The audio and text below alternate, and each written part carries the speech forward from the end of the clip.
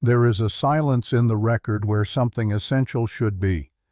Skin does not fossilize easily, yet the absence remains unsettling. At some point in deep time, a lineage of primates lost the dense fur that had protected it for millions of years. There is no clear layer marking the moment, no preserved strand, no definitive date carved into stone.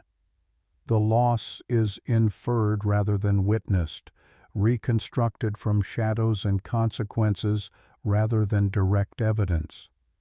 This absence alters everything that follows, because a naked body is not a small detail in evolution. It is exposure. It is risk. It is a decision written into biology without leaving a signature. Why does the record grow quiet precisely where vulnerability begins? The earliest hominins walked upright beneath a sun that had not grown gentler. They carried brains that demanded energy and bodies that still remembered the forest. Fur had once been insulation, camouflage, and protection against parasites, cold nights, and sharp terrain. Its sudden thinning, or gradual disappearance, changed the way the body met the world. Heat moved differently. Light touched skin directly. Sensation sharpened. And yet the timeline refuses to settle. Estimates range across hundreds of thousands of years. Some models place the loss near the emergence of Homo erectus, others earlier, with Australopithecus already shedding its coat in fragments.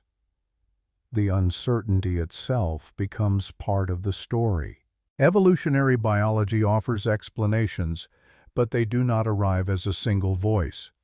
Thermoregulation appears first, spoken calmly and often. A hairless body cools more efficiently when paired with sweat glands. Persistence hunting across open savannas would have punished overheating more than cold. A body that could run under the sun while others collapsed might survive. Yet this explanation leans heavily on environment and ignores timing. Many mammals hunt in heat without surrendering their fur, and early humans did not immediately become endurance athletes. The ground beneath this theory remains uneven.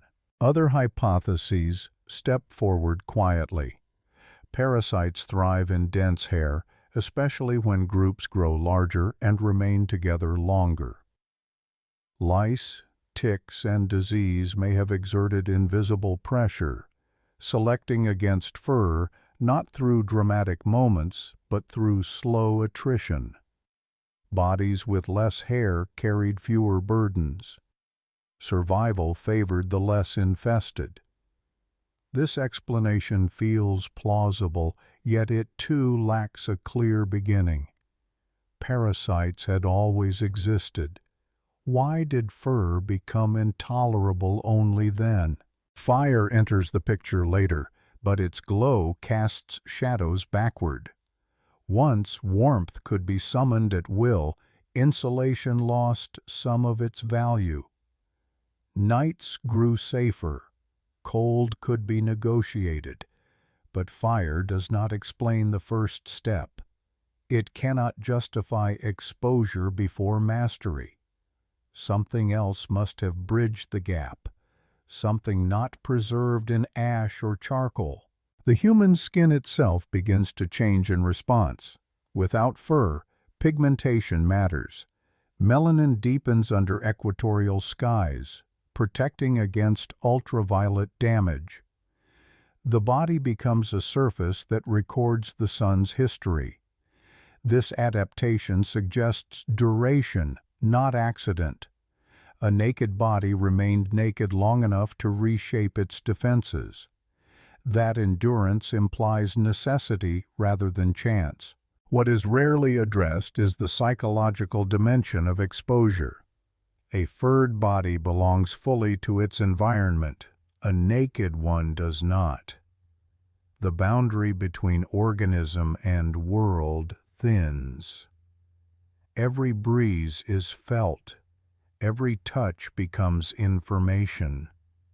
Vulnerability increases awareness. It is possible that this shift altered behavior as much as anatomy. A species that feels more may think differently. This idea remains speculative, but it lingers where data falls silent. The loss of fur also introduces dependence. Without natural protection, survival begins to rely on tools, shelter, and eventually clothing. Culture creeps into biology. The body alone is no longer enough. This is not merely adaptation, it is a trade. Autonomy is exchanged for flexibility. The naked body demands innovation to survive what fur once handled automatically. Archaeological evidence hints at early clothing far earlier than once believed. Genetic studies of human lice suggest that garments appeared tens of thousands of years before needles or tailored hides. Something covered the skin, even if crudely. This suggests that exposure was managed quickly, perhaps urgently. The naked body may never have been fully naked for long. Still, the choice had been made. Fur did not return. Comparisons with other primates sharpen the mystery. Chimpanzees, bonobos, gorillas all retain dense hair despite sharing ancestry. They sweat less. They rely on shade and forest. Humans stepped into open land and shed their covering. The divergence is stark. It marks a separation not only from relatives, but from a shared evolutionary strategy. Some researchers have ventured further, proposing aquatic or semi-aquatic phases where hairlessness conferred advantages. Water disperses heat differently. Streamlined bodies move efficiently. Subcutaneous fat, rare in primates, becomes useful. These ideas remain controversial, supported by patterns rather than proof. They persist because conventional explanations feel incomplete. The debate itself signals uncertainty. What emerges from all this is not a conclusion, but a pattern. The loss of fur sits at the intersection of environment, physiology, behavior, and culture. No single cause accounts for all consequences.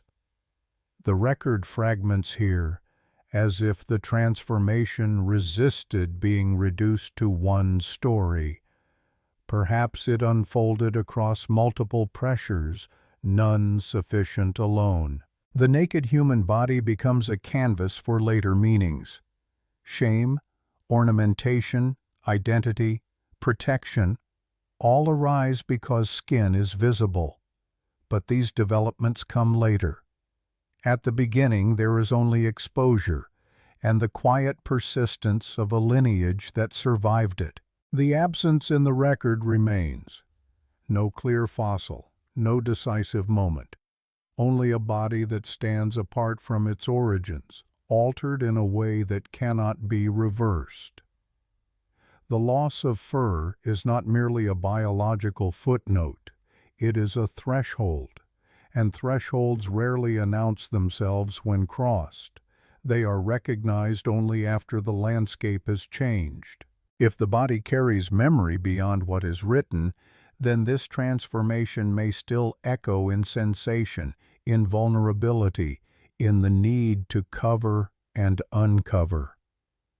The question remains unresolved, not because it lacks answers, but because the answers refuse to settle into one shape.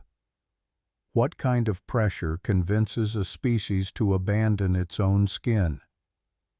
The uncertainty left behind by exposed skin does not fade. It deepens. Once fur thins, the body begins to negotiate with the world in new ways. and the evidence of that negotiation appears indirectly, scattered across bones, genes, and landscapes. The question shifts slightly here, moving away from when fur disappeared and toward how the body survived long enough afterward to make the loss permanent. A naked lineage does not endure by accident. Something else must have changed alongside the skin, quietly and persistently. Sweat becomes central, though it leaves no trace in stone. Humans possess an unusually dense network of eccrine sweat glands, far more than other primates. This system turns the skin into an evaporative surface, capable of shedding heat efficiently during prolonged activity. It suggests a body designed not for brief bursts of speed, but for long exposure. Movement across open terrain, hour after hour, under a high sun. Yet this adaptation creates another vulnerability. Sweating depletes water and salt. Survival now depends on access to both. A hairless body is not only exposed, it is tethered to resources that must be remembered, shared, and protected. Here, behavior begins to matter as much as anatomy. Groups that could coordinate movement toward water sources, that could remember seasonal patterns, gained an advantage. The skin becomes an interface, not just with climate, but with social structure. Knowledge becomes insulation. Memory becomes shelter. The loss of fur quietly binds individuals together because no one survives alone for long without it. Genetic evidence deepens the puzzle. Variations in genes related to skin pigmentation, sweat production, and immune response suggest long periods of selection under intense environmental pressure. These changes are not abrupt. They accumulate. This implies that hair loss was not a single leap, but a slow surrender, strand by strand, generation after generation. Each step would have increased risk before delivering benefit. Evolution is patient, but it is also conservative. It rarely gambles without reason. The environment during this period was unstable. Shifting climates transformed forests into mosaics of woodland and savanna. Shade grew scarce. Predators adapted quickly. A furred primate lingering in the open would overheat, tire, and fall behind. A slightly less furred one might last longer. Small advantages compound. Over time, what begins as thinning becomes absence. Yet climate alone does not account for everything. Other mammals adapted to open environments without losing fur. Antelope, canids, and equids manage heat through different strategies. Humans chose an unusual path, or perhaps the path chose them. Bipedalism already reduced the surface area exposed to direct sunlight. Upright posture lifted the body into moving air. Hair loss amplified these effects. Together, they formed a system. This system, however, required protection at night. Naked skin cools rapidly after sunset. Without fur, hypothermia becomes a threat even in temperate climates. Fire may have entered here not as innovation, but as necessity. Control of flame extends warmth beyond daylight. It also reshapes social rhythms. Bodies cluster. Nights lengthen.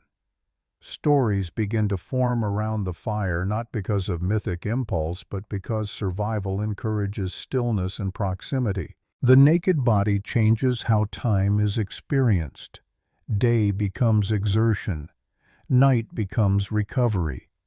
This rhythm deepens dependence on cycles and cooperation. Fur once allowed solitary rest in marginal conditions. Skin does not. The loss of fur may have accelerated the formation of social bonds because isolation became more dangerous. There is also the matter of touch. Hair dulls sensation, skin amplifies it. Temperature, texture, pain, pleasure all register more clearly. This heightened sensitivity may have altered communication long before language crystallized. Gestures, proximity, and physical reassurance gain importance. Infants cling to bare skin. Care becomes intimate. Survival hinges on closeness. Some anthropologists have noted that human infants are born unusually helpless compared to other primates. This vulnerability demands constant contact. Bare skin facilitates bonding through warmth and sensation. It is possible that hair loss reshaped reproduction itself, selecting for extended care and emotional attunement. These qualities leave no fossils, but their consequences echo through behavior. Parasites return here as a quiet pressure. Less hair reduces habitats for certain insects. At the same time, exposed skin allows for easier inspection and grooming. Social grooming shifts from fur maintenance to skin contact. The act remains, but its purpose changes. Bonds are reinforced while health improves. Again, culture emerges where biology retreats. The naked body also invites modification. Pigments, ash, mud. Early humans may have coated their skin deliberately. Protection, camouflage, ritual. These practices blur the line between adaptation and expression. Skin becomes a surface that can be altered, marked, or concealed. Fur never allowed this flexibility. With hair gone, the body becomes something that can be shaped. What remains striking is how irreversible the change appears. Once lost, fur does not return, even as humans migrate into colder regions. Instead, clothing, shelter, and fire expand. The solution remains external. The body commits to vulnerability and compensates through invention. This pattern repeats later with tools, language, and technology. The first step may have been the most radical. The record still does not speak clearly. Bones do not reveal skin. Climate data suggests pressure, not intent. Genes show adaptation, not cause. Each piece gestures toward an answer without completing it. The loss of fur feels less like a response to one problem and more like an opening that created many new ones. Perhaps this is the point where biology begins to lean toward culture, where survival depends increasingly on learned behavior rather than inherited traits. If so, the naked body marks a turning point not just in appearance, but in strategy. A species willing to expose itself may be one already learning to reshape the world around it. The silence persists, but it shifts. The question is no longer only why fur was lost, but what kind of life could afford to lose it and continue forward? What pressures reward exposure over protection, and what costs follow those rewards into the future? The exposed body does not remain neutral for long. Once skin becomes the primary boundary between human and world, it begins to change in quieter, subtler ways. Color appears. Variation spreads. Pigmentation deepens in some regions and lightens in others, leaving behind a genetic map that still confuses simple explanations. Skin, once merely a surface, becomes an archive of sunlight, latitude, and time. The loss of fur dramatically alters how ultraviolet radiation interacts with the body. Without hair to scatter light, the sun presses directly onto skin, triggering chemical reactions beneath the surface. Vitamin D synthesis increases, supporting bone growth, immune function, and reproductive health. Yet this benefit carries a risk. Excess radiation damages DNA, degrades folate, and threatens fetal development. The naked body must now balance exposure and protection with precision. This balance is reflected in melanin. Darker pigmentation absorbs and disperses ultraviolet radiation, protecting deeper tissues. Lighter skin allows more light to penetrate, improving vitamin D production in regions where sunlight is scarce. The global distribution of skin color follows a broad pattern aligned with solar intensity, suggesting long-term adaptation rather than cultural choice. Yet the pattern is not perfect. There are anomalies, migrations, and overlaps that resist clean explanation. This resistance hints at complexity. Skin color does not evolve in isolation. It interacts with diet, clothing, shelter, and movement. A group with access to vitamin D-rich foods may tolerate darker skin at higher latitudes. A group using clothing may buffer exposure regardless of pigmentation.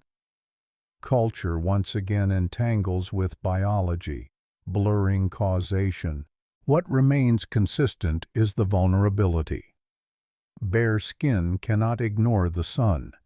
It must respond, either by adapting internally or by changing behavior. Shade becomes valuable. Timing matters. Activity shifts toward morning and evening.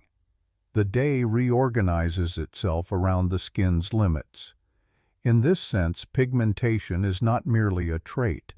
It is a negotiation with time. There is also the matter of scars, calluses, and wear.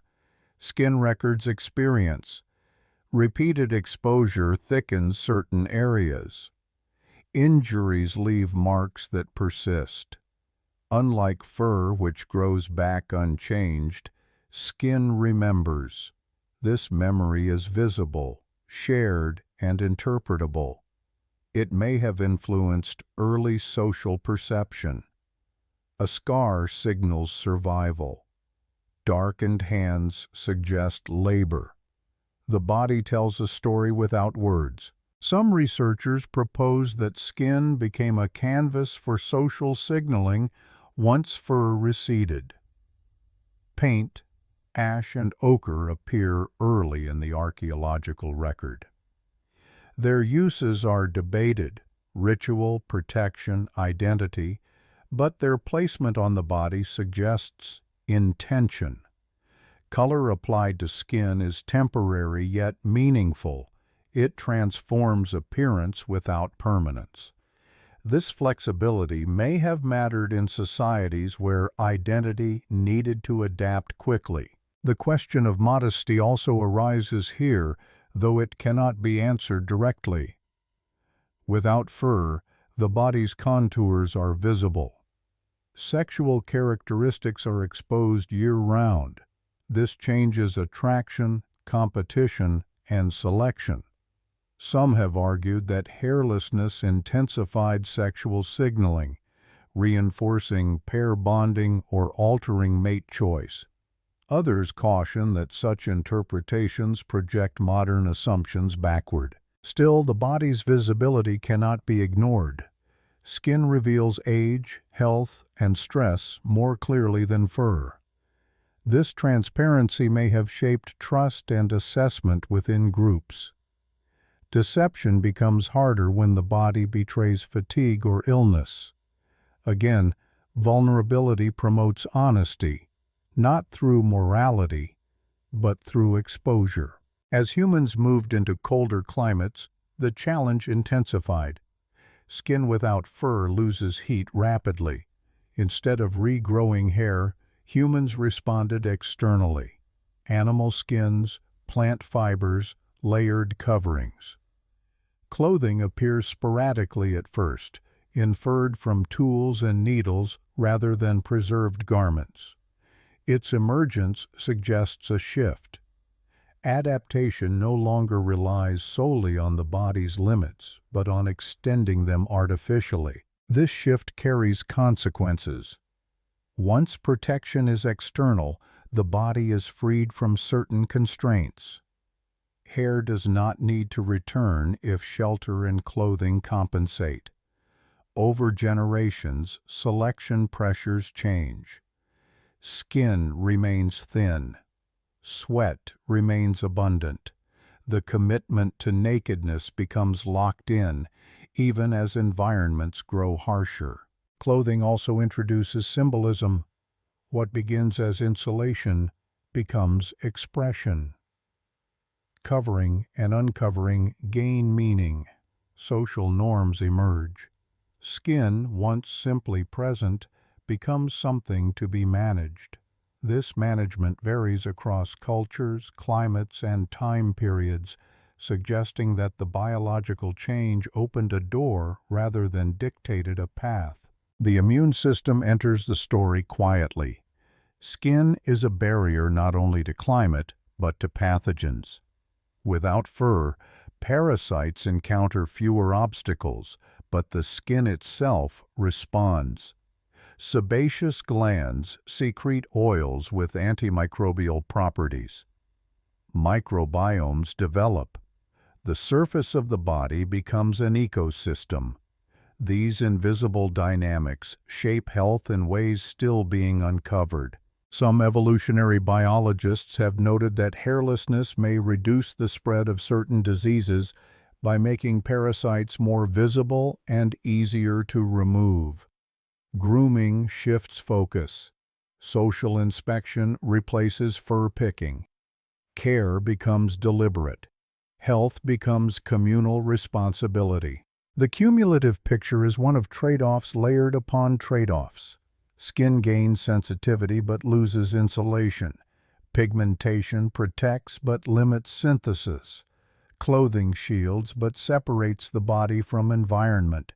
Each solution introduces a new dependency. None restore the simplicity of fur. And yet, the path continues forward, not backward. There is no evidence of fur re-emerging as humans spread across ice-bound regions. Instead, tools multiply. Shelters improve. Fire becomes central. The body remains exposed beneath layers of invention. This raises a deeper question. Was hair loss a biological adaptation that enabled culture, or a cultural shift that allowed biology to remain exposed? The sequence is unclear. What is clear is that the naked body sits at the threshold between nature and artifice, neither fully protected nor entirely helpless. Perhaps skin, once revealed, demanded response. And perhaps that demand accelerated everything that followed: cooperation, memory, planning, and symbol. If so, the loss of fur may not have been about heat or parasites alone. It may have been about committing to a future where survival depended less on what the body carried and more on what it could create. The skin remembers sunlight, labor, and contact. It bears marks of ancestry and environment. It is both shield and signal. In losing fur, humans gained a surface that listens closely to the world. The question that lingers is whether this sensitivity was a cost paid reluctantly or an opening embraced before its consequences were fully known. As skin replaced fur, it did more than expose the body. It exposed a species to possibility, and possibility, once entered, rarely closes again. Once the skin became the primary interface between human and environment, it did not only change how the body endured the world, it altered how the body was read. Without fur to soften outlines, movement itself grew more legible, muscles flexed visibly, posture revealed intent, fatigue showed early. The human form began to speak constantly, even in silence. This legibility reshaped social life in subtle ways. In fur-covered mammals, much of the body's effort is concealed. In hairless humans, exertion leaves traces. Sweat glistens. Breathing changes rhythm. Heat radiates outward. These signals could not be hidden easily. They may have fostered a new kind of attentiveness within groups, a quiet monitoring of one another's condition. Sweat, in particular, becomes central here. Humans possess an unusually dense network of eccrine sweat glands, far more than most mammals. Once fur receded, these glands transformed from marginal features into a primary cooling system. Sweat evaporates directly from skin, carrying heat away efficiently. This allows sustained activity under high temperatures, especially during endurance tasks. The endurance hypothesis suggests that hairlessness, paired with sweating, enabled humans to pursue prey over long distances until it collapsed from heat exhaustion. Whether this scenario occurred frequently or rarely remains debated. What matters is not the hunt itself, but the capacity it implies. A body built for persistence rather than speed. A body that trades explosive bursts for long, steady effort. Such effort requires planning. It requires memory of terrain, anticipation of outcome, and cooperation. The naked, sweating body does not sprint blindly. It commits to duration. In this sense, hair loss may have favored cognitive shifts indirectly by rewarding strategies that unfolded over time rather than moments. Sweat also carries scent. Chemical signals released through perspiration can convey information about stress, health, and even genetic compatibility. In a furred animal, these signals are trapped and localized. On bare skin, they disperse freely. Smell becomes another layer of communication, faint but persistent. Some anthropologists suggest that early human groups may have relied more heavily on scent than modern societies do, reading subtle cues unconsciously. Over time, as cooking, fire, and later perfumes altered the olfactory landscape, this channel dimmed. But its presence in our biology hints at a deeper past where skin communicated more than temperature. The vulnerability of bare skin also encourages proximity. Cold nights push bodies together. Contact conserves heat. Touch becomes functional as well as social. In furred species, touch is buffered. In humans, it is direct. Skin against skin transmits warmth, reassurance, and rhythm. Heartbeats align. Breathing synchronizes. This physical closeness may have strengthened social bonds, particularly between caregivers and infants. Human babies are born unusually helpless, requiring prolonged contact. Skin-to-skin care regulates temperature and stress. Hairlessness amplifies this effect. The infant's survival depends not only on protection, but on constant bodily connection. Such dependence reshapes family structures. Long-term caregiving becomes necessary. Cooperation extends beyond immediate kin. The naked body, unable to shelter its young alone, invites shared responsibility. Over generations, this may have favored social systems built on trust and continuity rather than isolation. There is also the question of shame and self-awareness.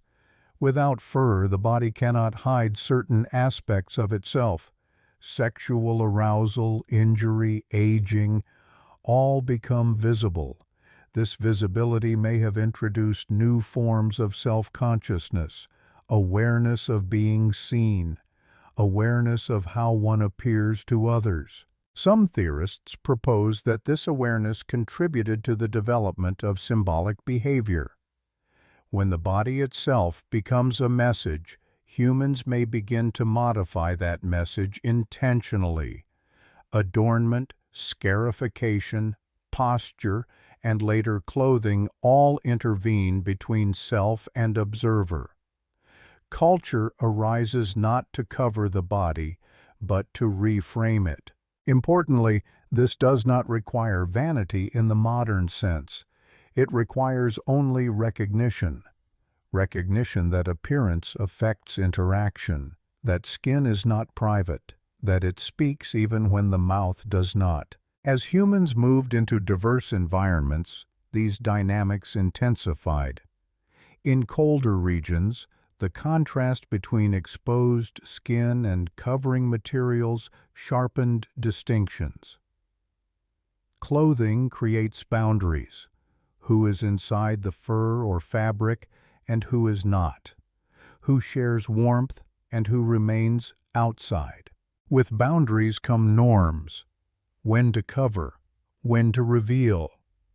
These norms vary widely across cultures, suggesting that biology set the condition but did not dictate the rule. The loss of fur made the question possible. Culture provided the answer. Fire remains central in this phase. It compensates for heat loss. It dries sweat. It soothes skin. Firelight softens the visibility of nakedness, casting shadows instead of sharp outlines. Around fire, the exposed body becomes less stark, more ambiguous. This may have mattered psychologically, offering respite from constant legibility. Around fire, stories form. Gestures slow. Skin warms. The body rests. The nakedness that demands attention during the day becomes background at night. In this cycle, exposure and concealment alternate rhythmically, shaping daily experience. The immune consequences continue to unfold. Skin, exposed directly to environment, becomes a frontline defense. Its thickness, oils, and microbial residence adapt continuously. Over time, this may have strengthened immune responsiveness, but also increased susceptibility to certain conditions. Again, trade-offs accumulate. One intriguing hypothesis suggests that hairlessness may have reduced the burden of ectoparasites such as ticks and lice, making them easier to detect and remove. Grooming shifts from fur combing to inspection. Care becomes intentional. Social bonds deepen through mutual maintenance. This social grooming, freed from fur, may have transitioned toward language. As hands no longer need to pick constantly, mouths fill the space with sound. Communication expands. The body remains central, but speech grows alongside it. Whether this sequence is correct is less important than the pattern it reveals. Hair loss did not solve a single problem. It reshaped a system. Thermoregulation, communication, reproduction, immunity, and social structure all adjust together, each influencing the others. The naked body becomes a catalyst. It does not command change, but it requires response. Every environment demands something different. Every solution opens a new question. At some point, the hairless condition becomes irreversible. Selection no longer favors regrowth. Instead, it favors ingenuity layered atop vulnerability. The human path commits fully to exposure buffered by culture. This commitment is unusual. Most species adapt by growing thicker coats or altering physiology directly. Humans adapt by remaining exposed and inventing around it. The skin stays thin, the sweat flows, the body listens. In this light, the loss of fur appears less like an accident and more like a threshold. Once crossed, retreat is unlikely. The cost of returning would outweigh the benefits gained through tools, fire, and cooperation. The exposed body demands memory. It demands anticipation. It demands collective response. Perhaps this is why, long after fur vanished, humans remain uneasy when stripped of their coverings. Not because nakedness is unnatural, but because it recalls a condition that once required constant attention. The skin still carries that memory. It tightens in cold. It burns in sun. It flushes under scrutiny. It reacts before thought. In losing fur, humans did not simply adapt to the world. They bound themselves to it more closely than ever. And once bound, the story could no longer be told through biology alone. It had to be told through behavior, invention, and meaning. As hair receded and skin took on its expanded role, the human body entered a quieter negotiation, one that unfolded not in heat or cold, but in time. The naked body ages differently. Without fur to blur transitions, change becomes visible earlier. Wrinkles form, scars accumulate, color shifts. The passage of years inscribes itself plainly on the surface. This visibility may have altered how early humans understood life stages. In furred animals, age is often masked until mobility declines. In humans, age announces itself gradually. The face changes. The skin loosens. Strength fades in ways that can be seen before they are felt. Elders become recognizable not only by behavior, but by appearance.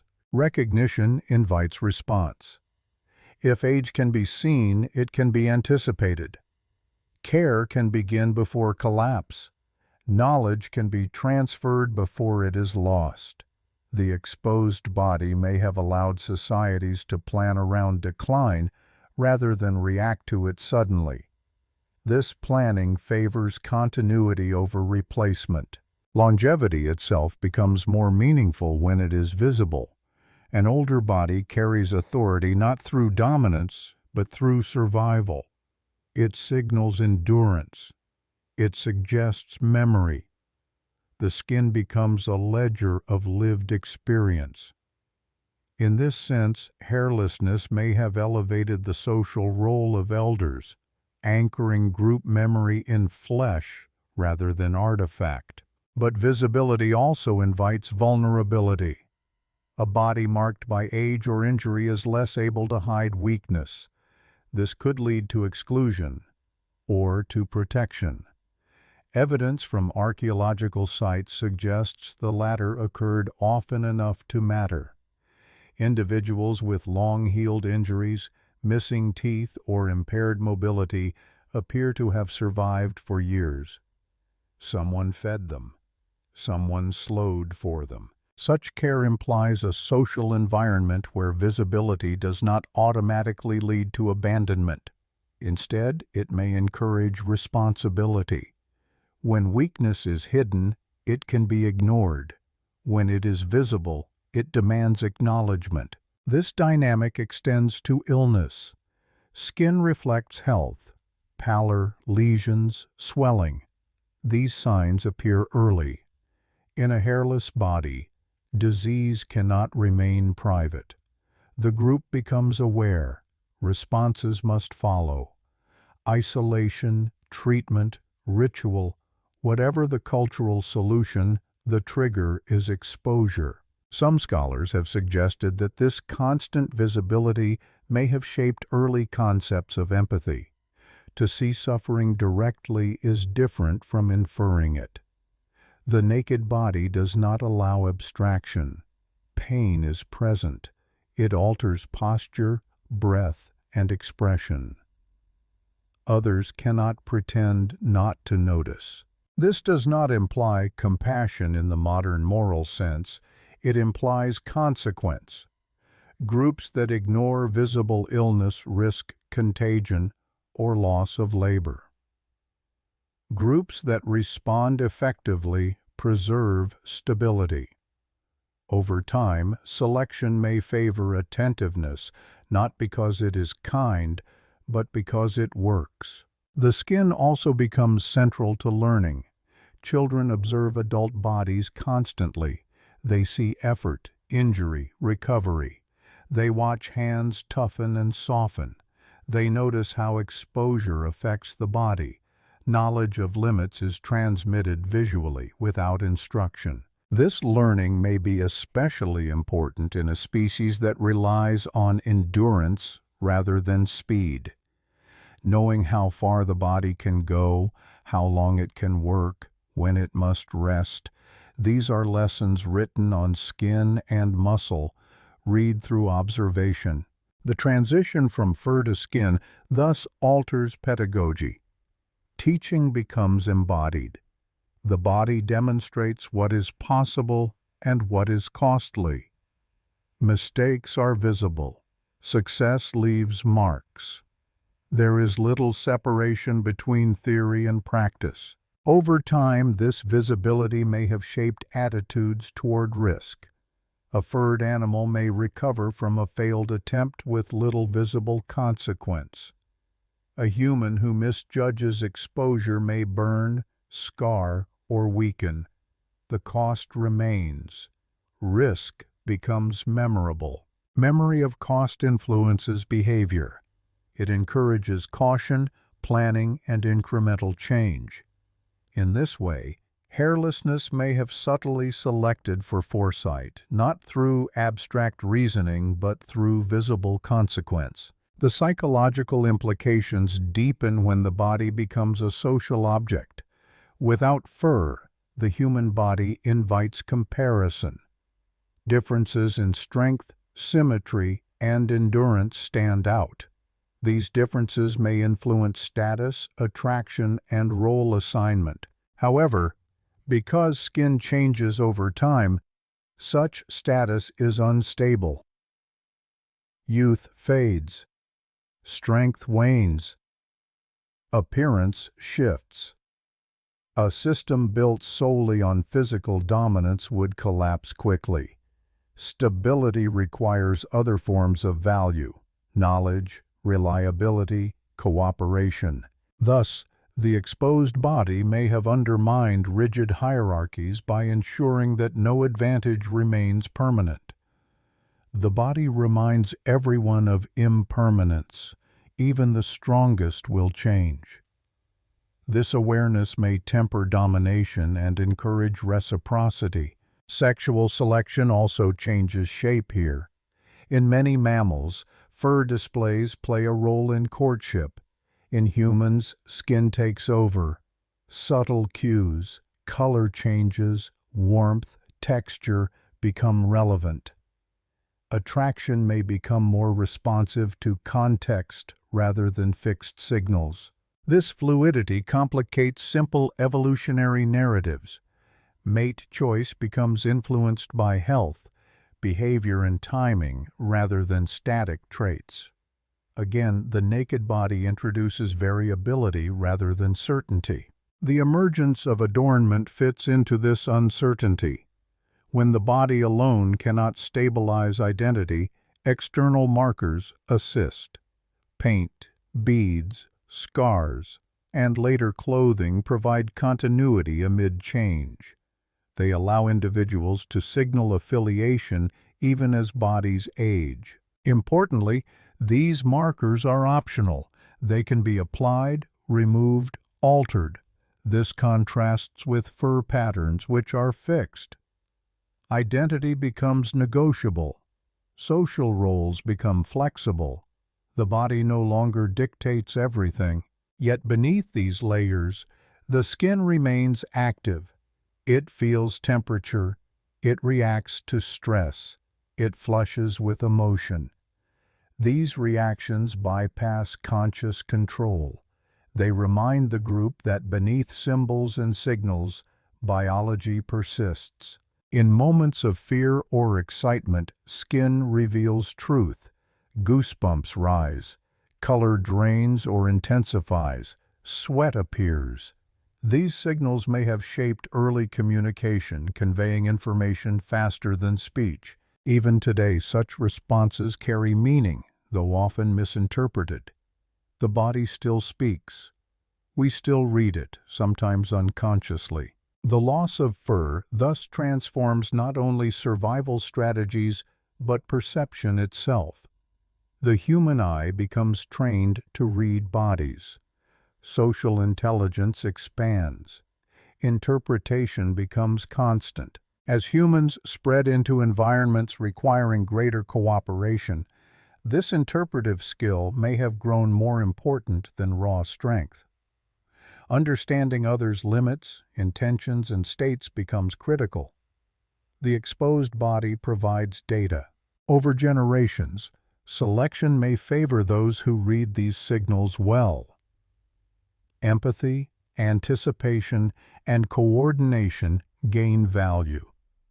The naked body paradoxically supports complexity. This complexity is not orderly. It is messy, contextual, and fragile.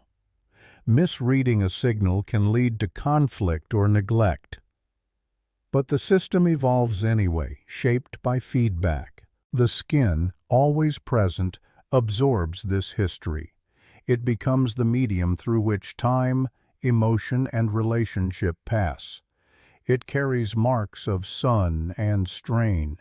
It reflects both environment and society. In losing fur, humans did not simply expose their bodies, they exposed their lives to one another. This exposure created risk, but also possibility. Perhaps this is why the story does not reverse. Once bodies begin speaking so clearly, silence becomes dangerous. Covering the body entirely would erase information needed for survival. Partial covering becomes the compromise. And so the human form settles into a strange balance, exposed enough to communicate, protected enough to endure. The skin remains central, responsive, and unfinished. The question that lingers is whether this balance was ever fully understood by those who first crossed the threshold, or whether it unfolded too gradually to notice until there was no return. The body remembers. The skin remembers. Even now it reacts to light, cold touch and gaze as if these forces still carry ancient weight. Perhaps they do. The skin does not only register the world, it also reshapes how the world is imagined. Once fur disappears, the boundary between inside and outside grows thinner. Heat, cold, moisture, and pressure pass through more directly. The body becomes porous to experience. Over long spans of time, this permeability may have altered not just physiology, but perception itself. Early humans likely experienced the environment with unusual immediacy. A change in wind direction cooled sweat instantly. Clouds altered temperature within moments. Shade became a physical relief rather than a visual preference. The landscape was no longer simply seen, it was felt across the entire surface of the body. This full-body awareness could not be ignored. It demanded attention. Attention reshapes thought. When survival depends on noticing subtle shifts, light softening, air thickening, ground cooling, awareness becomes continuous. There is little room for abstraction detached from sensation. The mind stays anchored in the present, tracking the body's dialogue with the world. This may help explain why early symbolic behavior often appears tied to place and condition rather than narrative sequence. Marks on stone, arrangement of objects, repeated patterns. These acts may not tell stories as much as they stabilize perception. They fix attention. They reflect rhythm rather than chronology. The exposed body learns rhythm quickly. Heat rises, sweat flows, energy fades, recovery begins. These cycles repeat daily. Over time, they become internalized. The body expects exertion and rest in balance. Disruption creates discomfort before danger. In this sense, skin becomes a timing device. It signals when to move and when to stop. Fur dampens these cues. Skin amplifies them. This amplification may have refined endurance hunting, migration pacing, and work rhythms long before formal planning existed. Endurance itself becomes central here. Humans are not the fastest sprinters nor the strongest lifters, but they persist. They regulate effort. Sweat cools. Skin signals limits. The body becomes a machine for sustained output rather than explosive power. This strategy depends on prediction. To endure, one must anticipate fatigue and adjust before collapse. Skin provides feedback early. Slight overheating prompts slowing. Dryness signals thirst. Chilling warns of exposure. The body speaks constantly if listened to. Listening becomes a skill. Individuals who ignore bodily signals risk injury or death. Groups that respect these signals move more efficiently. Over generations, attentiveness is reinforced. Such attentiveness may extend beyond the body. A person attuned to skin sensations may also notice subtle environmental cues. The same awareness tracks animal behavior, weather patterns, and terrain shifts. Perception becomes holistic. This holistic perception challenges modern assumptions about early cognition. Intelligence here is not abstract problem-solving alone. It is situational responsiveness. It integrates sensation, memory, and action seamlessly. As skin replaces fur, the senses reorganize. Touch gains prominence. Heat perception sharpens. Pain becomes informative rather than merely aversive. Pleasure reinforces behaviors that maintain balance. Cool water, shade, rest. Even smell and sound may become more salient when vision is less reliable in open landscapes. The body, no longer insulated, becomes an instrument tuned to the environment. This tuning may also influence emotional regulation. When bodily states shift rapidly with conditions, emotions may be experienced as transient rather than fixed. Discomfort passes with shade.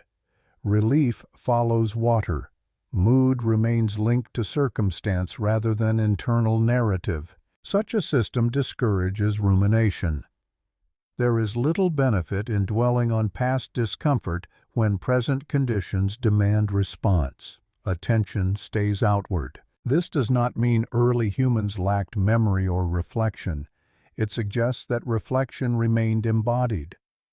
Thought returned to sensation rather than abstraction.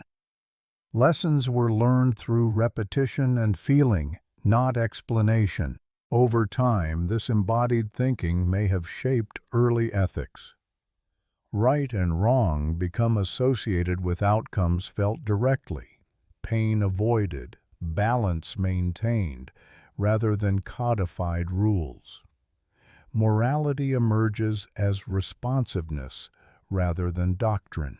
The naked body also alters the experience of fear. Without fur, the body reacts faster to threat. Skin cools or heats, heart rate changes, muscles tense. These responses are felt immediately, not buffered. Fear becomes information rather than paralysis. In such a system, courage may be redefined. It is not the absence of fear, but the ability to read it accurately and act within its limits. Recklessness becomes costly quickly. Precision becomes valuable. Precision extends to tool use. Bare hands feel vibration, texture, resistance. craft improves. Stone flaking, wood shaping, and binding techniques benefit from tactile feedback. The body guides invention. Some researchers have suggested that the refinement of manual skill coincides with reduced hair on hands and fingers. Skin contact enhances control. Fine motor skills develop more easily. Thus, hair loss may indirectly support technological complexity, not through intelligence alone, but through sensitivity. The hands become instruments of perception as much as action. This sensitivity likely extends to social interaction. Touch communicates reassurance, warning, affiliation. Skin-to-skin contact transmits warmth and calm. In infants, this contact regulates breathing and heart rate. These effects persist into adulthood. Social cohesion may depend partly on this physical regulation. Groups that maintain close contact stabilize emotionally. Isolation becomes distressing not only psychologically but physiologically. This may explain why early humans cluster around fires at night. Warmth is shared. Bodies regulate together. Sleep deepens. Safety increases. The firelight reveals skin, not fur. Faces become expressive. Micro-movements are visible. Communication becomes subtle. Expression deepens. As skin becomes central to communication, concealment becomes meaningful. Covering the body changes interpretation. Later clothing may serve not only protection but control of information. What is shown and hidden begins to matter. This introduces a new layer of complexity. The body speaks, but it can also be silenced or reshaped. Power dynamics emerge around visibility. Who may expose skin, when, and how becomes regulated. But these developments belong to later chapters. In the early phase, exposure remains default. The body is honest by necessity. Honesty carries risk. Weakness is visible. Injury is known. But it also fosters trust. Deception becomes harder when the body reveals strain. This trust supports cooperation at scale.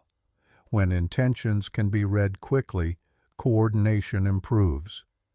The naked body, paradoxically, may enable social complexity by reducing ambiguity. Yet ambiguity never disappears. Signals can be misread. Skin responses vary. Cultural interpretation begins to layer over biology. Still, the foundation remains. Skin mediates between world and mind. It anchors experience. The loss of fur thus appears less like subtraction and more like reorganization. Sensation expands. Feedback accelerates. Awareness deepens. The cost is exposure. The benefit is integration. The body becomes less self-contained and more relational. Perhaps this is the quiet transformation at the heart of the question. Humans did not simply lose fur. They gained a different way of being present in the world, one that trades insulation for information. Whether this trade was fully understood is unclear. Evolution rarely asks permission. It proceeds through accumulation, not intention. But the consequences linger. Even now, skin reacts before thought. It remembers heat, cold, and contact in ways language cannot fully capture. The naked body carries an ancient logic. It insists that survival depends not on separation from the world, but on sensitivity to it. And in that sensitivity, something irreversible took root. As sensitivity increased, another quiet shift followed, one that did not concern climate or movement, but attention itself. The exposed human body does not merely feel more, it is felt by others. Skin, unlike fur, reflects light clearly. It reveals posture, attention, and intent. Over time, this visibility may have altered how humans watched one another and how being watched shaped behavior. In furred animals, much of the body blends into form. Motion dominates perception. In humans, stillness speaks. A subtle change in stance, a tightening of the shoulders, a flush of skin, these signals carry meaning even without movement. The body becomes legible at rest. Observation no longer requires action. This legibility encourages anticipation. Others can sense readiness, fatigue, or agitation before words form. Groups that notice these cues avoid conflict, redistribute effort, or intervene early. Again, selection favors attentiveness. Being seen also alters self-awareness. A body that knows it is visible adjusts. Posture becomes communicative. Stillness becomes deliberate.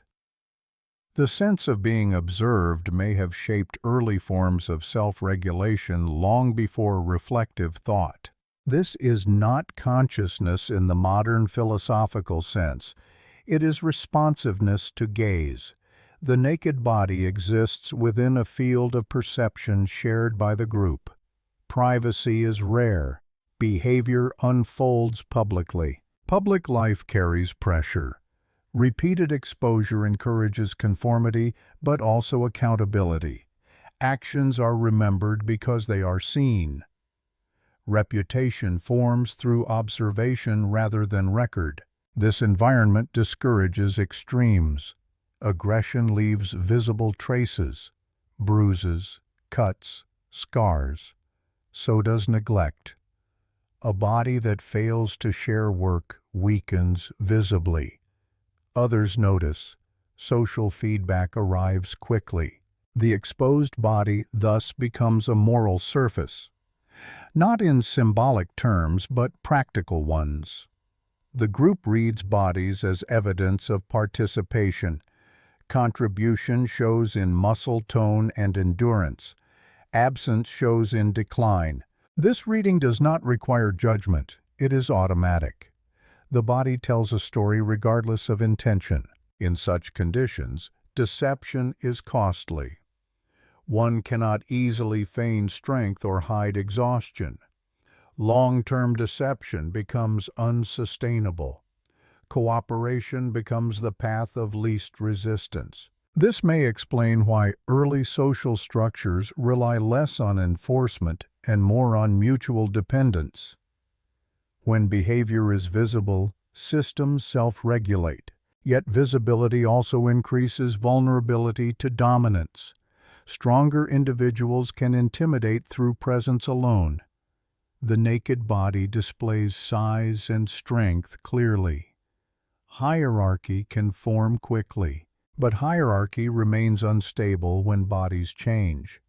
Injury, illness, and age redistribute power. No one remains dominant indefinitely. This impermanence limits accumulation of authority. Some anthropologists have suggested that early egalitarianism may arise not from idealism, but from biological transparency. When power cannot be hidden or stored, it circulates. The exposed body also alters mating dynamics. Attraction becomes immediate and contextual. Health signals appear directly on skin, tone, elasticity, temperature. These cues change with stress and environment. Preference may shift rapidly. This fluidity resists rigid pairing systems. Bonds may form and dissolve based on circumstance rather than permanent markers. Social flexibility increases. At the same time, the costs of reproduction rise for hairless bodies. Infants require constant warmth and protection. Pregnancy exposes vulnerability. This may strengthen pair bonds or cooperative breeding arrangements. Care becomes collective. Others watch the bodies of caregivers and infants, noticing strain or risk. Intervention occurs earlier. Over time, this collective vigilance may reduce mortality enough to matter evolutionarily. Groups that watch one another closely survive better. The exposed body also invites imitation. Without fur obscuring detail, movement is easy to copy. Children observe gait, technique, and gesture precisely. Skill transmission accelerates. This may be crucial for tool use, hunting strategies, and navigation. Complex behaviors spread faster when visible in detail. Fur masks subtlety, skin reveals it. As imitation improves, cultural variation increases. Small differences in movement or technique propagate. Groups diverge. Identity emerges through style as much as substance. Yet style remains embodied. It is seen in how bodies move, rest, and interact. Language may lag behind. Some scholars have speculated that dance-like behaviors precede formal ritual. Coordinated movement around fire or during preparation creates synchrony. Bare skin enhances visibility of motion, reinforcing timing and cohesion. Synchrony affects emotion. Moving together regulates heart rate and breath. Trust increases. Conflict diminishes temporarily. The naked body thus supports not only communication, but alignment. Bodies become instruments tuned to one another. Alignment extends to rhythm. Work patterns synchronize. Rest periods align. Seasonal movements coordinate. The group becomes a single organism in motion. This organism depends on feedback. When one part falters, others adjust. Visibility enables this adaptation. However, as groups grow larger, visibility decreases. Not everyone can watch everyone else. Signals become diluted. New systems are required. Clothing, adornment, and later symbols may arise partly to compensate. They externalize identity when bodies alone no longer suffice. But these systems also introduce ambiguity. Where skin once revealed truth, coverings allow concealment. Information control becomes possible. Power shifts. This transition marks a subtle loss. The naked body enforced honesty through exposure. Covered bodies allow strategy. But in early stages, before extensive covering, exposure dominates. The body remains central to meaning. Even emotional states become visible. Fear tightens skin. Anger flushes it. Calm softens posture. The group reads these cues intuitively. Over time, reading bodies becomes second nature. Social intelligence develops. The mind learns to infer internal states from external signs. This skill persists. Even now, humans read faces and posture unconsciously. We sense tension in a room before words are spoken. This capacity may trace back to hairless skin. The cost of this sensitivity is overload. Constant exposure to other states can exhaust attention. Withdrawal becomes desirable. Shelter provides this retreat. Caves, huts, and later clothing create partial privacy. Balance emerges between exposure and concealment, but the baseline remains. The body expects to be seen and to see. Isolation feels unnatural. Extended solitude produces stress. This may explain the human discomfort with invisibility or anonymity. Without feedback, orientation falters. The loss of fur thus sets in motion a chain of consequences that reach beyond survival. It reorganizes social perception. It reshapes attention. The human body becomes both signal and receiver. It broadcasts and interprets continuously. In this environment, consciousness itself may shift. Awareness expands beyond the self to include others' states. Empathy becomes functional. This empathy is not sentimental, it is adaptive. It allows coordination in a vulnerable species. And so the naked body becomes a social surface, etched by environment and relationship alike. Perhaps this is why later cultures invest so much meaning in skin, marking it, covering it, revealing it selectively. Something essential happens there. The question that lingers is whether this exposure was ever optional, or whether once begun it carried humanity forward into a form of life where seeing and being seen could no longer be separated. The skin remembers this.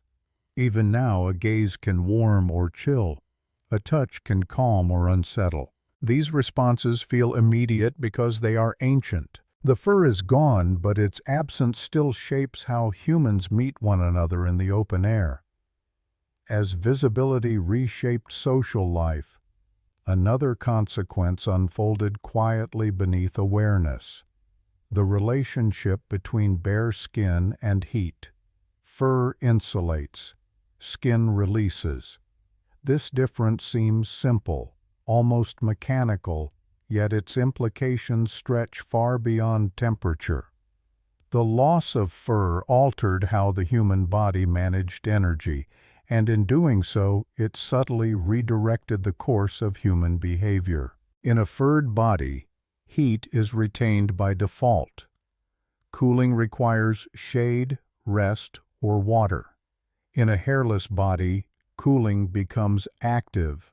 Sweat evaporates, blood flows closer to the surface, heat leaves the body continuously. The human form becomes a moving system of release. This release allows endurance. Long-distance walking, persistence hunting, extended labor under the sun, these become possible not through speed, but through patience. The body sheds heat as it moves. The mind learns to pace. Endurance changes strategy. Predators rely on bursts of power. Humans begin to rely on duration. The ability to continue when others must stop becomes an advantage. Yet endurance demands energy. Calories burn steadily. Food acquisition becomes constant rather than episodic. This encourages foraging over ambush, collection over hoarding. With this shift, time reorganizes. Instead of waiting for moments of opportunity, humans move continuously through landscapes, gathering as they go. The day stretches into a flow of small actions. Flow reduces drama. Survival becomes less about singular events and more about accumulation. Small successes matter. The sweating body also requires water. Access to water shapes roots. Rivers, lakes, and seasonal pools become anchors of movement. Memory forms around these places. This dependency increases spatial awareness. To survive, one must know not only where food is, but where relief exists. Geography becomes intimate. Heat regulation also affects rest. After exertion, the body cools quickly. Night brings chill. Fire becomes essential not only for protection and cooking, but for thermal balance. Fire allows activity beyond daylight. The social day lengthens. Conversation, planning, and observation occur in warmth. These gatherings reinforce bonds, stories circulate, knowledge accumulates. The fire becomes a focal point for shared attention. But fire also reveals skin. Light flickers across exposed bodies, enhancing visibility. The social surface becomes illuminated. This illumination may intensify emotional exchange. Faces glow. Eyes catch light. Expression becomes vivid. The group becomes aware of itself. Such awareness may deepen cohesion but also tension. Conflicts surface. Affection becomes visible. The fire amplifies presence. Over time, the rhythm of exertion and cooling, light and dark, movement and rest, structures daily life. The body learns cycles. These cycles mirror the environment. Heat rises and falls. Seasons shift. The hairless body synchronizes with external rhythms. Some researchers have suggested that this synchronization enhances circadian stability. Without insulation, temperature fluctuations are felt more clearly. Sleep aligns with natural light. Dreams may deepen. Memory consolidates. Rest becomes restorative rather than fragmented. Yet vulnerability increases. Exposure risks hypothermia. Sudden weather shifts become dangerous. Shelter grows important. Shelter introduces enclosure. Walls reduce wind. Roofs trap warmth. Space becomes defined. Defined space alters behavior. Boundaries form. Inside and outside separate. The body experiences containment. Containment changes perception. Sound echoes differently. Smells linger.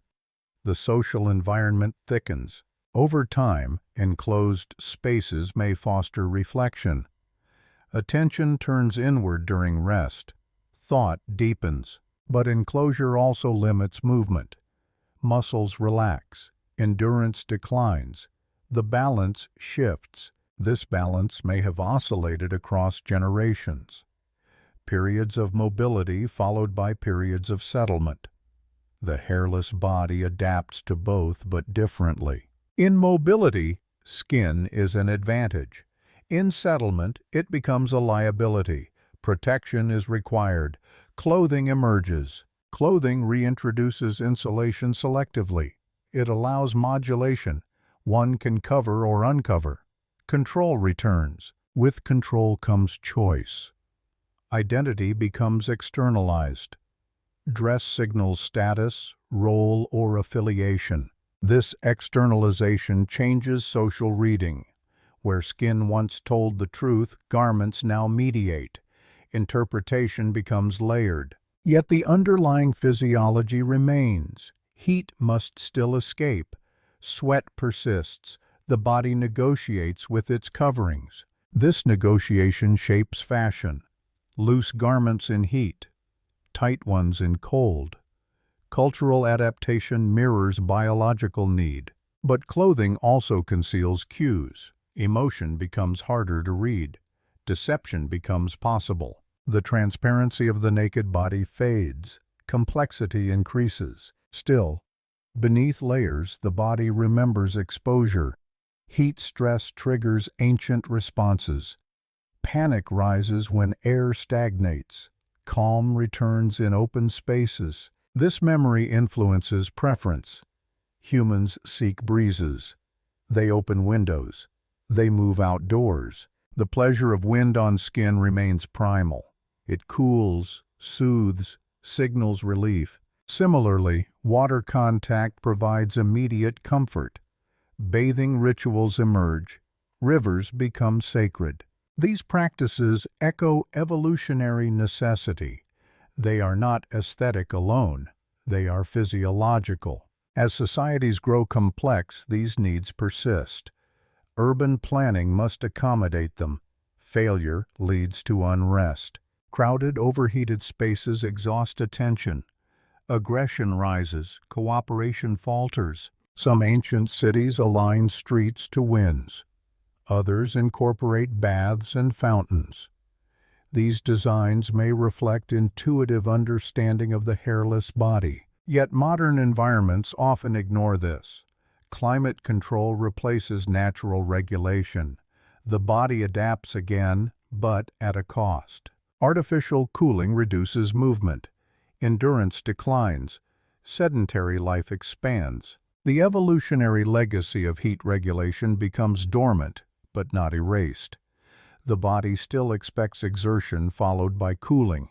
When this cycle breaks, stress accumulates. Perhaps this contributes to modern discomfort. The mismatch between ancient physiology and current conditions widens. The loss of fur did not simply free humans from heat. It bound them to rhythm. It required engagement with environment. That engagement fostered awareness. Awareness fostered culture. To lose fur was to step into a world where survival depended on constant negotiation with temperature, space, and effort. This negotiation shaped patience, it shaped cooperation, it shaped time. And even now, when a person walks under the sun and feels sweat cool the skin, something old awakens. The body recalls a time when movement itself was cooling, when endurance meant survival, when heat was a companion rather than an enemy. This memory lingers quietly beneath clothing and climate control, waiting for moments when the modern world loosens its grip. The question that remains is whether this ancient balance can be restored in any meaningful way, or whether it belongs to a rhythm the present can no longer sustain. Perhaps the skin knows the answer, even if the mind does not. As heat shaped endurance, another quiet transformation followed. The way bare skin altered the perception of danger. Fur offers distance. It blunts sensation. Skin, by contrast, reports everything immediately. A thorn, a sting, a shift in temperature, the brush of an insect. Nothing passes unnoticed. The hairless body becomes an instrument of constant feedback. This heightened sensitivity changes behavior long before it becomes thought. Movement slows where terrain is uncertain.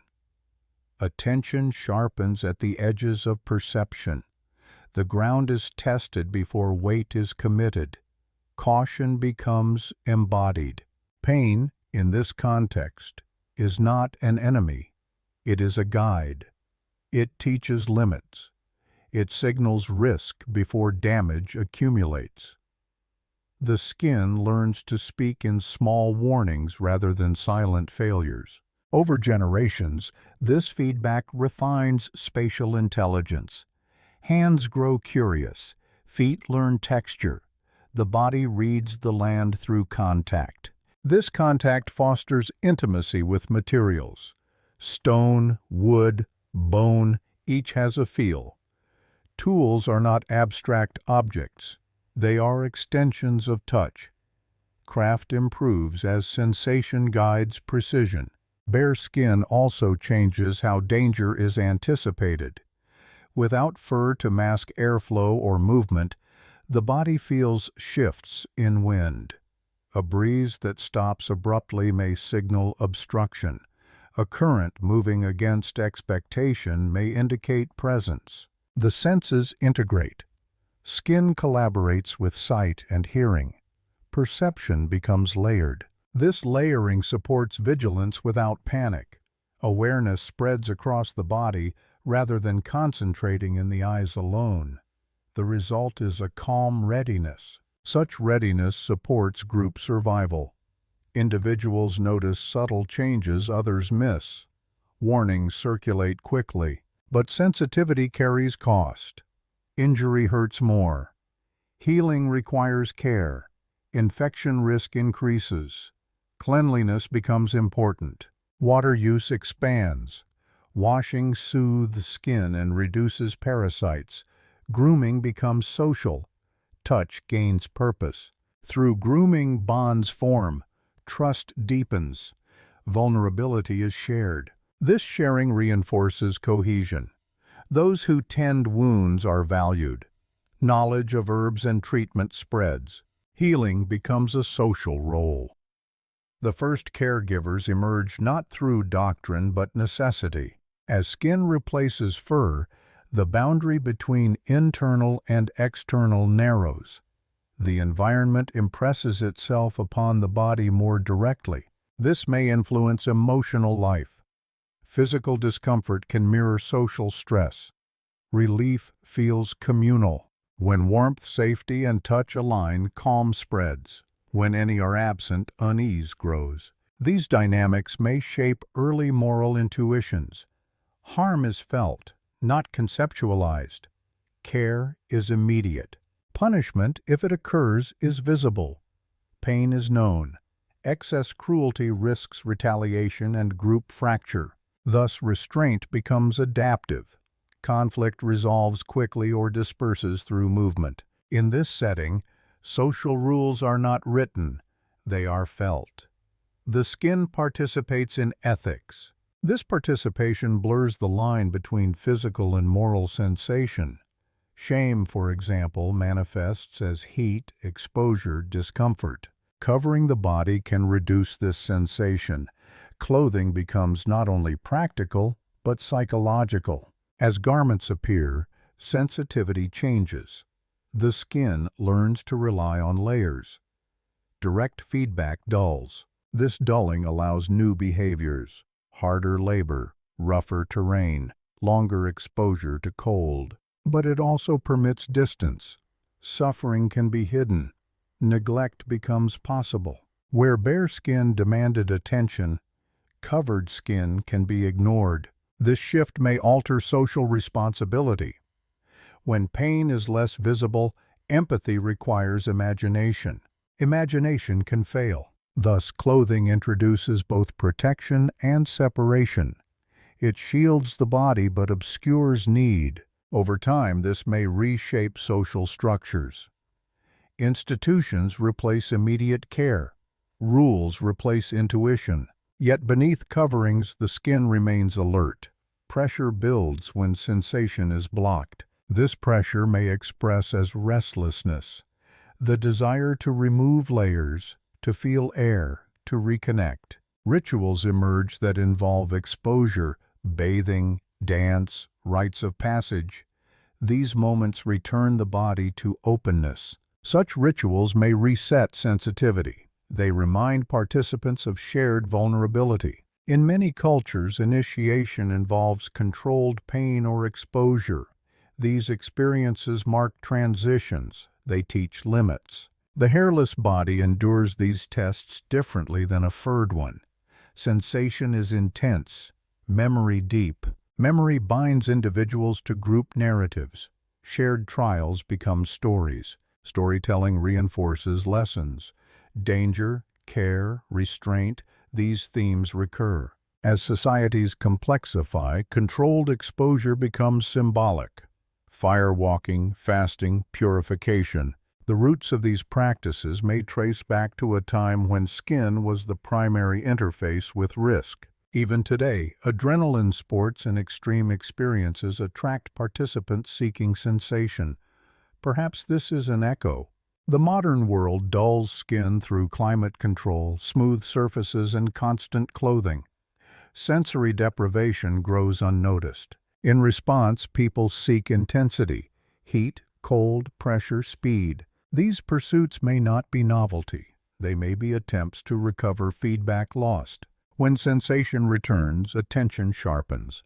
Time slows. Presence intensifies. Presence once defined survival. Now it becomes a luxury. The hairless body, evolved for constant interaction with environment, finds itself insulated from consequence. This insulation can breed disorientation. Without feedback, decisions lose grounding. The ancient skin knew immediately when balance was lost. The modern skin often does not. Technology mediates sensation. Gloves, shoes, screens interpose layers. While these tools expand capability, they reduce contact. The question arises whether this trade-off carries hidden cost. If awareness once flowed through skin and skin is now buffered, where does awareness reside? Perhaps it fragments, perhaps it migrates inward. This inward turn may explain modern preoccupation with introspection. When external cues fade, attention loops, yet the body still responds to sensation when given chance. A cold plunge, a barefoot walk, a strong wind. These moments feel clarifying. They cut through noise. They may echo an ancestral condition where clarity was continuous. The loss of fur made humans vulnerable, but it also made them honest. The body could not lie to itself. Pain signaled error. Comfort signaled alignment. As coverings multiply, signals blur. Learning becomes abstract. Yet evolution does not erase easily. The skin retains its voice. It speaks through discomfort, through longing for contact, through relief when exposed to elements. Listening requires space, silence, slowness. Perhaps the mystery is not why humans lost their fur, but whether they have learned how to live with the sensitivity it revealed. If skin remains the oldest sense, and if it still carries wisdom shaped over millions of years, then ignoring it may come at cost. The question lingers softly. In a world increasingly buffered from sensation, how much truth can still reach the body before it is lost to layers? And when sensation finally breaks through, will it still know how to guide us, or has too much time passed in silence? As sensitivity reshaped behavior, another consequence unfolded quietly: the way bare skin altered communication itself. Without fur to obscure surface changes, the body became readable.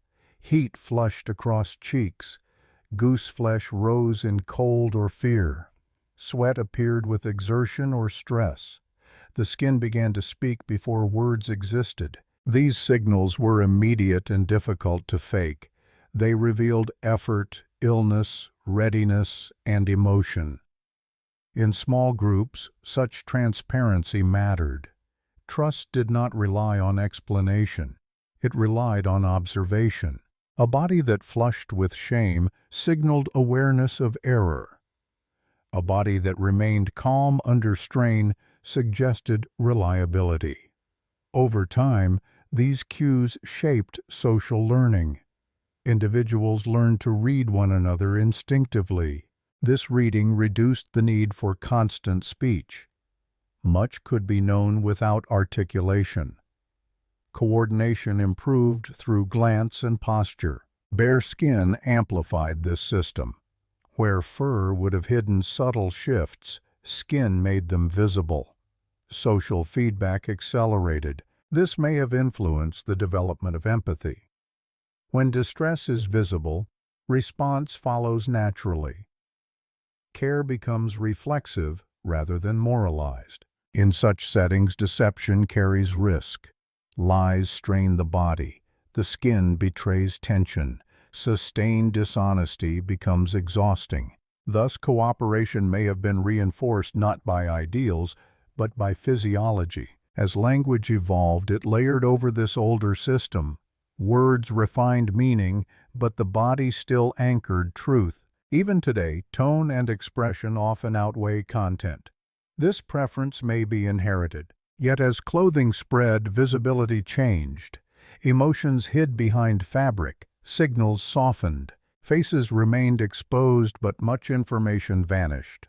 The body spoke less clearly. This shift may have demanded new forms of trust.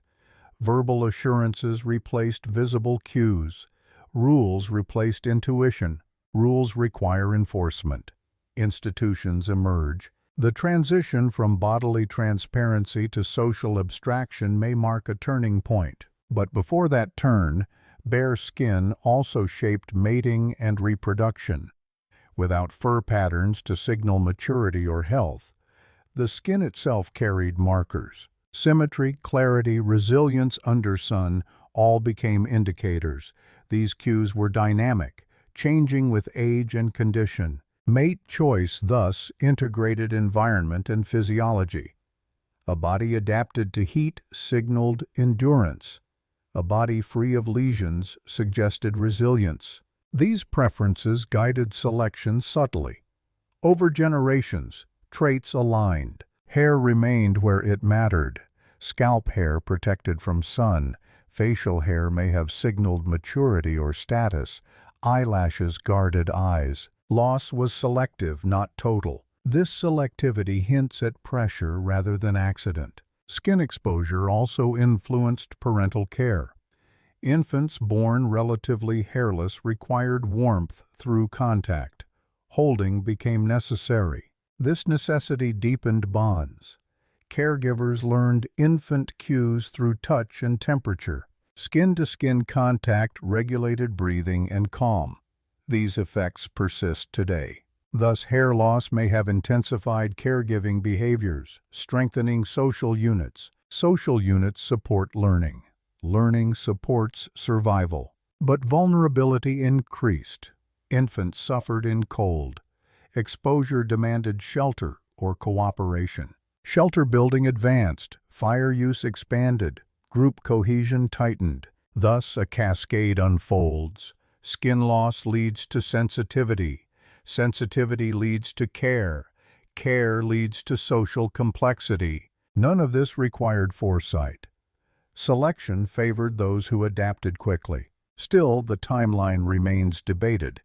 Fossil skin does not preserve. Inference relies on indirect evidence. Parasite genetics offer clues. The divergence of human lice suggests clothing appeared after hair loss. This sequencing implies a period of nakedness before protection. During that period, exposure shaped culture. Body ornamentation appears early. Pigments, scars, beads, these modify skin intentionally. Adornment may have replaced fur as identity marker. Belonging became designed rather than inherited. Design allows flexibility. Identity can shift. This flexibility supports larger groups. Shared symbols replace genetic familiarity. Thus, bare skin may have opened space for culture to expand beyond kin. Yet exposure also heightens vulnerability to environment. Sun damage increases. Melanin becomes adaptive. Skin tone variation reflects geography.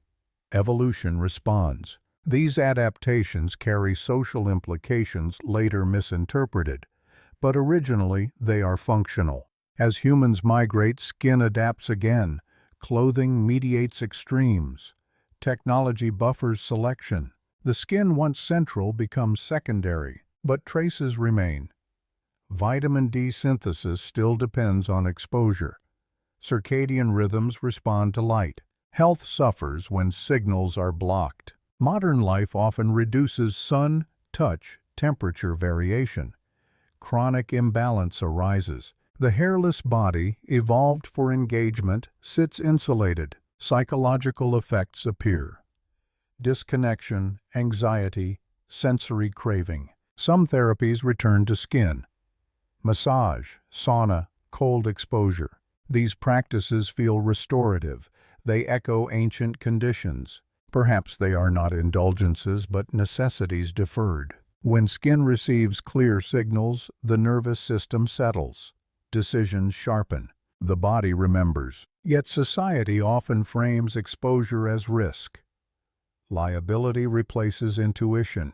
This framing may protect at scale but alienates at small scale. The ancient balance between exposure and care shifts. The question arises whether modern humans have learned to substitute adequately. If fur loss made humans dependent on social warmth, what happens when social warmth thins? Loneliness increases. The body cools metaphorically. In response, substitutes appear. Heated spaces, synthetic textures, digital contact.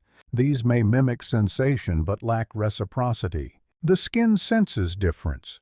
A screen does not return warmth. As a result, craving persists. Craving drives consumption, but consumption rarely satisfies. Perhaps the unresolved attention traces back to an evolutionary compromise. Hair was lost for advantage, but at cost. That cost was meant to be paid through connection. When connection falters, imbalance grows. Understanding this does not prescribe return to nakedness. It invites reconsideration of contact. Contact with environment. Contact with others. The hairless body evolved to feel, to read, to respond. If modern life dulls feeling, what compensations are required? And if the skin remains capable of guiding behavior through sensation, are there ways to listen without abandoning progress? These questions remain open, resting lightly as the story continues into deeper layers of loss and adaptation. They ask not for answers, but for attention, attention that begins once again at the surface. Beyond sensation and communication, the disappearance of fur altered how humans occupied space itself. Skin exposed to wind, sun, and shadow began to register boundaries differently. Distance was no longer abstract. It was felt across the surface of the body. A breeze signaled openness. Still air suggested enclosure. Heat reflected from stone marked shelter. These cues guided movement long before maps or measurements existed. The body learned terrain through temperature. This awareness changed how groups selected places to rest. A hollow that trapped warmth became valuable. A ridge that caught wind was avoided at night. Campsites emerged not only where resources lay, but where skin felt safe. Safety, in this sense, was sensory. It depended on microclimates and subtle gradients. Fur would have softened these signals, bare skin sharpened them. Over time, preferred landscapes repeated. Memory embedded in flesh. A place felt right because it had before. This sensory mapping may explain the persistence of certain sites across generations.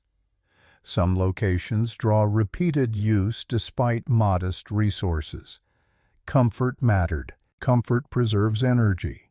Energy supports cognition. As cognition expanded, so did imagination. But imagination remained grounded in bodily memory. Even spiritual associations may trace back to sensation. Caves felt cool and constant. Open plains felt exposed and alert. Forests moderated extremes. These sensations shaped meaning. Ritual spaces often amplify physical experience. Echo, chill, warmth, darkness. The body participates before the mind interprets. Hairless skin intensifies these effects. Goosebumps in cold chambers, warmth around fires, sweat during movement. Meaning emerges from repeated bodily states. This may help explain why early art appears in places with distinct sensory qualities. It is not only symbolic, it is experiential. The skin remembers what the mind later names sacred. As groups expanded, shared sensory experiences built cohesion, dancing around fires, sweating together, enduring cold nights. These experiences synchronized nervous systems. Trust formed through co-regulation. Co-regulation stabilizes groups. In furred animals, proximity regulates temperature passively. In hairless humans, proximity becomes intentional. Huddling conserves heat. Touch becomes functional. Thus, social bonding acquires a physiological role. This role persists in stress response. Touch lowers cortisol. Isolation raises it. Modern separation conflicts with ancient design. Cities crowd bodies but limit touch. Paradox emerges. The skin senses many nearby yet few connections. This mismatch may strain regulation systems. But returning to early environments is impossible at scale.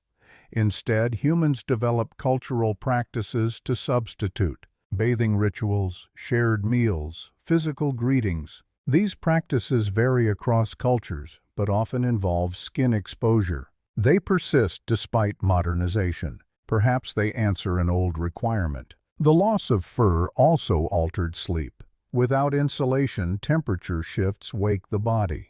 Sleep becomes segmented. Night fires maintained. Firelight affects circadian rhythms differently than artificial light.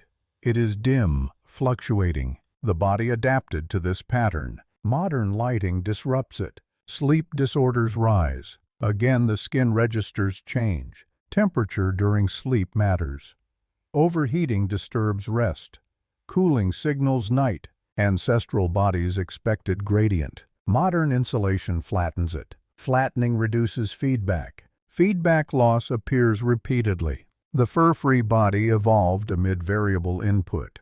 Uniformity confuses it. Consider bathing. Water against skin provides intense stimulation. Ancient bathing likely occurred in natural settings, rivers, springs. These experiences combine temperature, pressure, sound.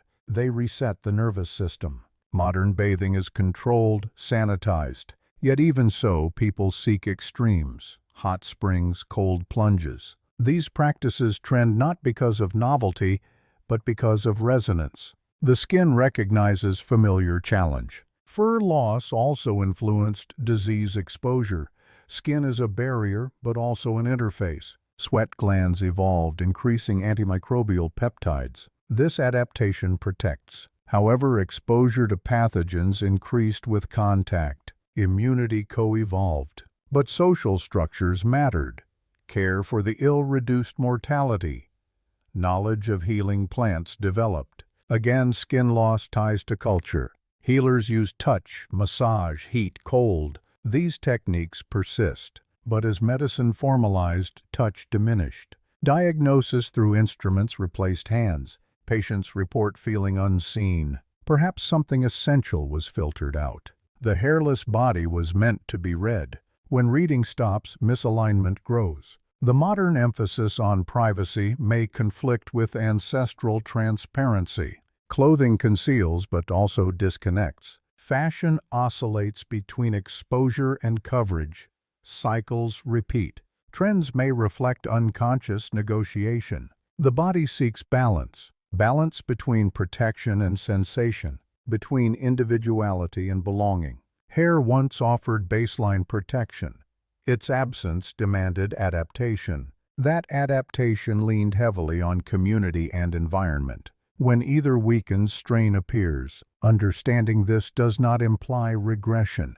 It invites compensation. Compensation through design that respects bodily signals, architecture that allows temperature variation, schedules that permit daylight exposure, practices that include touch appropriately. These are not luxuries but alignments. The fur-free human is not unfinished, it is specialized. Specialization requires context.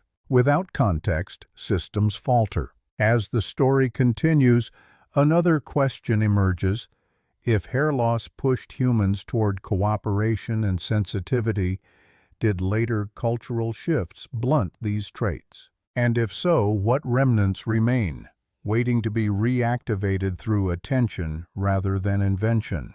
The skin, patient and ancient, still listens. Whether the mind will follow remains uncertain. That uncertainty carries us forward into the deeper currents where biology and belief intertwine. As sensitivity sharpened, belief followed quietly behind it, not belief as doctrine or law, but as orientation. The fur-free body, exposed and attentive, began to search for patterns that extended beyond immediate survival.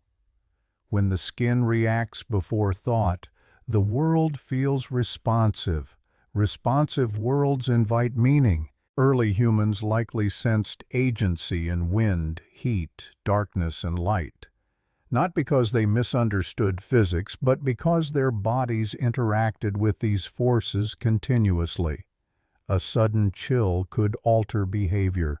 A warm current could calm it.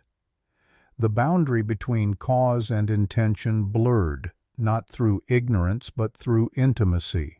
This intimacy shaped early cosmologies. Elements were not abstract categories. They were felt presences. Fire warmed and threatened. Water cooled and concealed. Stone held heat by day and released it at night. These experiences repeated, reinforcing association. Association becomes symbol. Symbols do not require language to form. They arise through repetition. When certain sensations accompany survival, they become charged. Charged experiences attract ritual. Ritual organizes sensation. It frames the unpredictable. Hairless skin amplifies ritual's effect. Paint against flesh, ash smeared for insulation, pigments mixed with fat. These are not decorations alone, they alter sensation. Altered sensation alters perception. In some sites, residues suggest repeated application of ochre. The color red absorbs heat. It may have served both symbolic and functional roles. Blood, warmth, life, these associations overlap naturally. The skin carries memory. Ritual reinforces it. As groups gathered, shared rituals synchronized bodies. Breath, movement, rhythm. Drumming echoes heartbeat. Dancing increases temperature. Sweat signals exertion. Collective exertion binds. These practices stabilize groups by aligning nervous systems. Modern neuroscience confirms what ancient bodies practiced. Synchrony builds trust. Loss of fur made synchrony more necessary. Temperature regulation required coordination.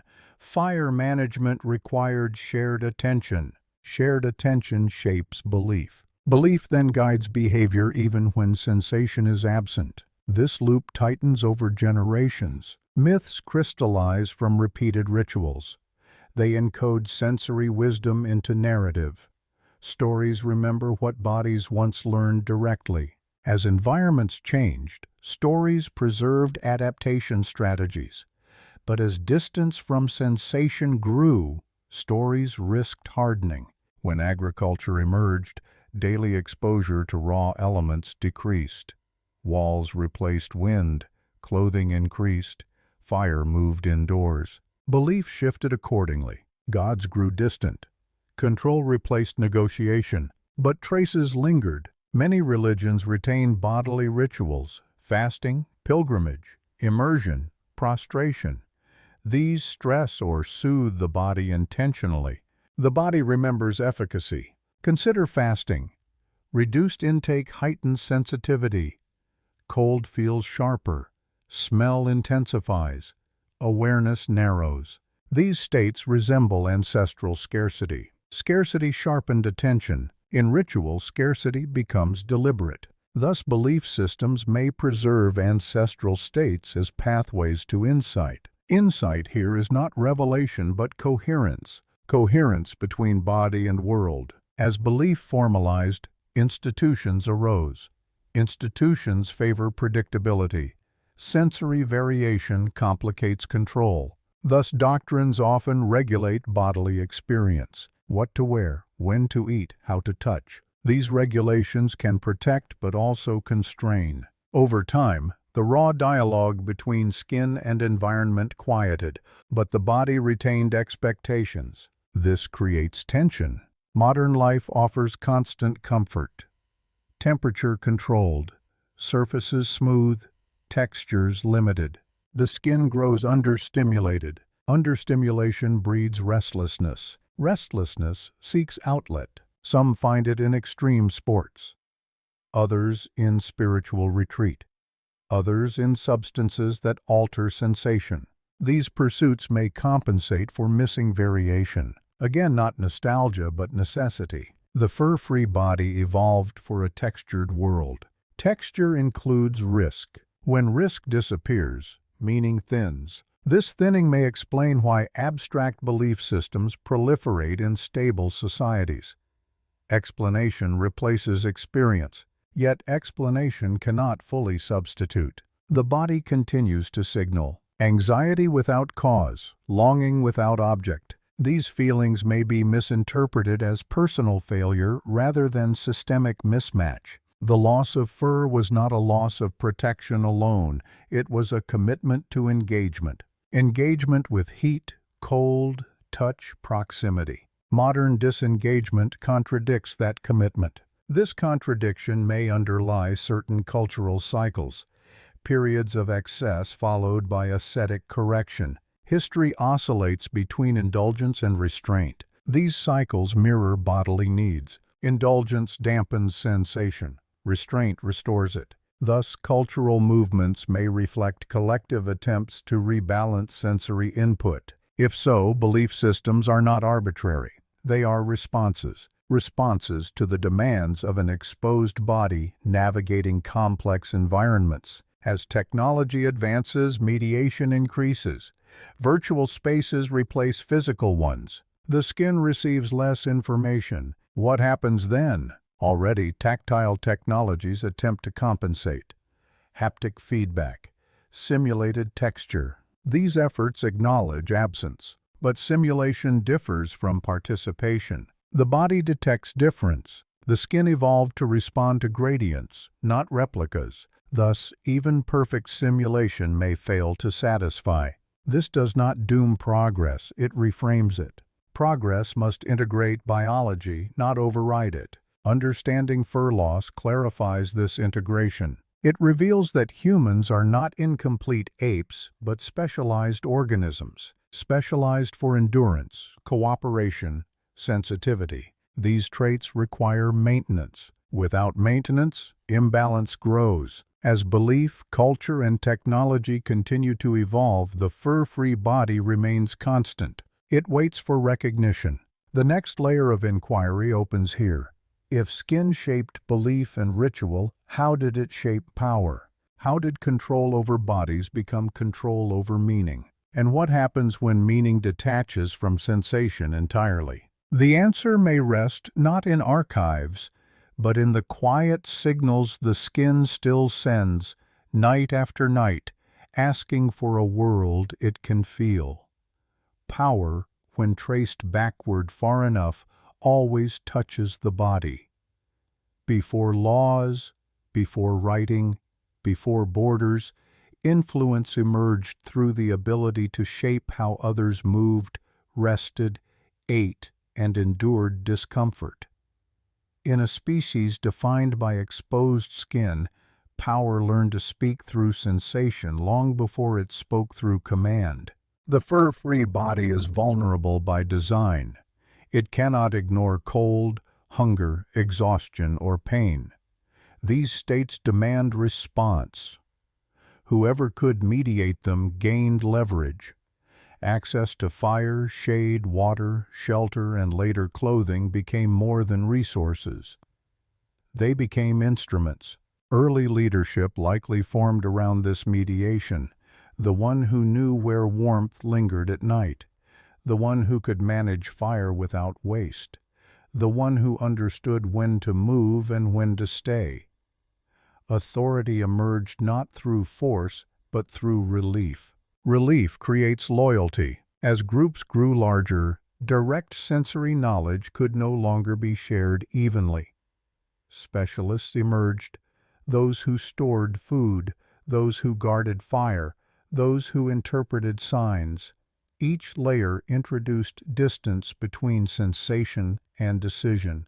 Distance allows abstraction. Abstraction allows hierarchy. The exposed body becomes easier to manage when its needs are predicted, scheduled, and standardized. When warmth arrives at fixed times, when food portions are regulated, when movement is restricted, control over sensation becomes governance. Clothing marks this transition. At first functional, it later signals status. Insulation becomes distinction. Who may be warm and when. Walls follow, then roofs, then cities. Each layer buffers sensation further. As buffering increases, leaders rely less on shared experience and more on regulation. Written rules replace embodied memory, yet the body remains the same. This mismatch creates friction. Systems that ignore bodily feedback must enforce compliance. Enforcement replaces trust. Punishment often targets the body. Exposure, deprivation, pain.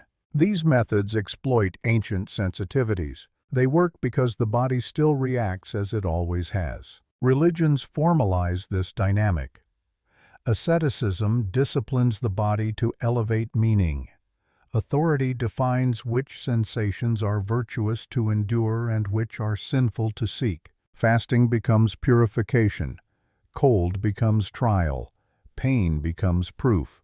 These practices harness bodily response to reinforce belief. Belief reinforces obedience, but belief also offers solace. This dual role complicates interpretation. Not all bodily discipline is coercive. Some restores awareness. Some recalibrates attention. The difference lies in agency. When individuals choose discomfort to regain clarity, sensation heals. When imposed, it controls. Historical records reveal cycles of imposed austerity followed by rebellion. The body resists prolonged suppression. Consider labor systems. Forced labor extracts energy from exposed bodies. Heat, cold, repetitive strain.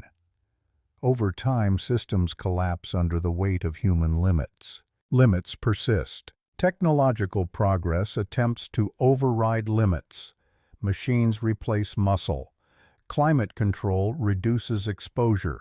Yet the body adapts slowly. Modern stress may reflect chronic suppression of natural signals. Hunger replaced by scheduled meals. Fatigue overridden by stimulants. Temperature neutralized. The nervous system receives fewer cues. When cues vanish, regulation falters. This opens new avenues of control. Information replaces sensation as primary input. Screens dominate attention. Algorithms predict desire. But desire originally formed through bodily experience. When experience thins, desire becomes unstable. Unstable desire is exploitable. Thus, control shifts from managing bodies directly to managing perception. Yet the body remains a gateway. Sleep deprivation, diet manipulation, sedentary confinement, these still exert influence. Even in virtual environments, the skin anchors reality. This anchoring offers resistance. People seek cold water immersion, barefoot walking, physical exertion. These practices restore sensation. They are often framed as wellness trends, but they echo ancestral necessity. Ancestral bodies thrived on variation. Uniform comfort dulls perception. Dulled perception weakens agency. Thus, preserving bodily sensitivity is quietly political, not ideological but foundational. The loss of fur set humanity on a path where awareness was unavoidable. Skin demanded engagement. Over time, systems evolved to mute that demand. But muting cannot erase. Signals persist as unease. Unease prompts searching. Searching leads some back to embodied practices. Yoga, martial arts, breathwork. These disciplines integrate sensation with control. Control here is self-directed. This contrasts with external control. History shows tension between these modes. Empires favor external control. Movements favor internal alignment. Both shape culture. Understanding fur loss reframes this tension. It reveals why control over bodies has always been central. It also reveals why complete control remains impossible. The skin cannot be fully governed. It reacts. It remembers. Even generations removed from exposure, the body responds to cold air, rough ground, open sky. These responses are not cultural artifacts. They are biological inheritance. Thus, power that ignores bodily truth erodes, slowly, quietly. Collapse often follows sensory disconnection. Leaders detached from physical reality misjudge limits. History repeats this pattern. The lesson is subtle. Progress must respect sensation. Authority must remain accountable to bodily feedback. Otherwise, systems drift into abstraction. Abstraction breeds fragility. The fur-free body evolved to navigate uncertainty through attention. It is resilient when engaged. Disengagement weakens it. As humanity faces new thresholds, climate change, automation, virtual existence, the question deepens. Will systems adapt to bodies, or bodies to systems? Adaptation in either direction carries consequence. The next inquiry emerges naturally. If power shapes sensation and sensation shapes belief, how does memory persist when sensation fades? What happens to collective memory in buffered worlds? And can forgotten bodily knowledge return before imbalance becomes irreversible? These questions linger beneath the skin, waiting for the next signal to awaken them. Memory does not reside only in stories or artifacts. Long before writing fixed experience into symbols, memory lived in repetition, in rhythm, in the way bodies return to certain movements without instruction. The loss of fur altered not just how humans felt the world, but how the world was remembered. Skin is a recording surface. It registers temperature, pressure, texture. Over time, these sensations form patterns. Patterns become expectation. Expectation becomes memory. When early humans walked the same paths barefoot, the land inscribed itself into muscle and nerve. When cold nights demanded huddling, warmth became associated with proximity. When heat required shade, trees entered memory as refuge. These were not ideas, they were embodied recollections. As insulation increased, this form of memory weakened. Clothing softened contact. Shoes erased terrain. Walls interrupted wind and sound. Each buffer dulled a layer of sensory record. Written memory expanded as embodied memory contracted. This exchange was not neutral. Written records preserve detail across time, but they detach memory from sensation. Reading about cold is not the same as enduring it.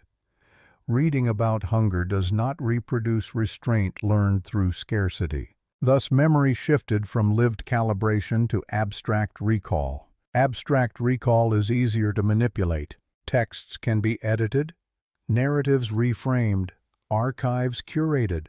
The body's memory resists this. It remembers differently.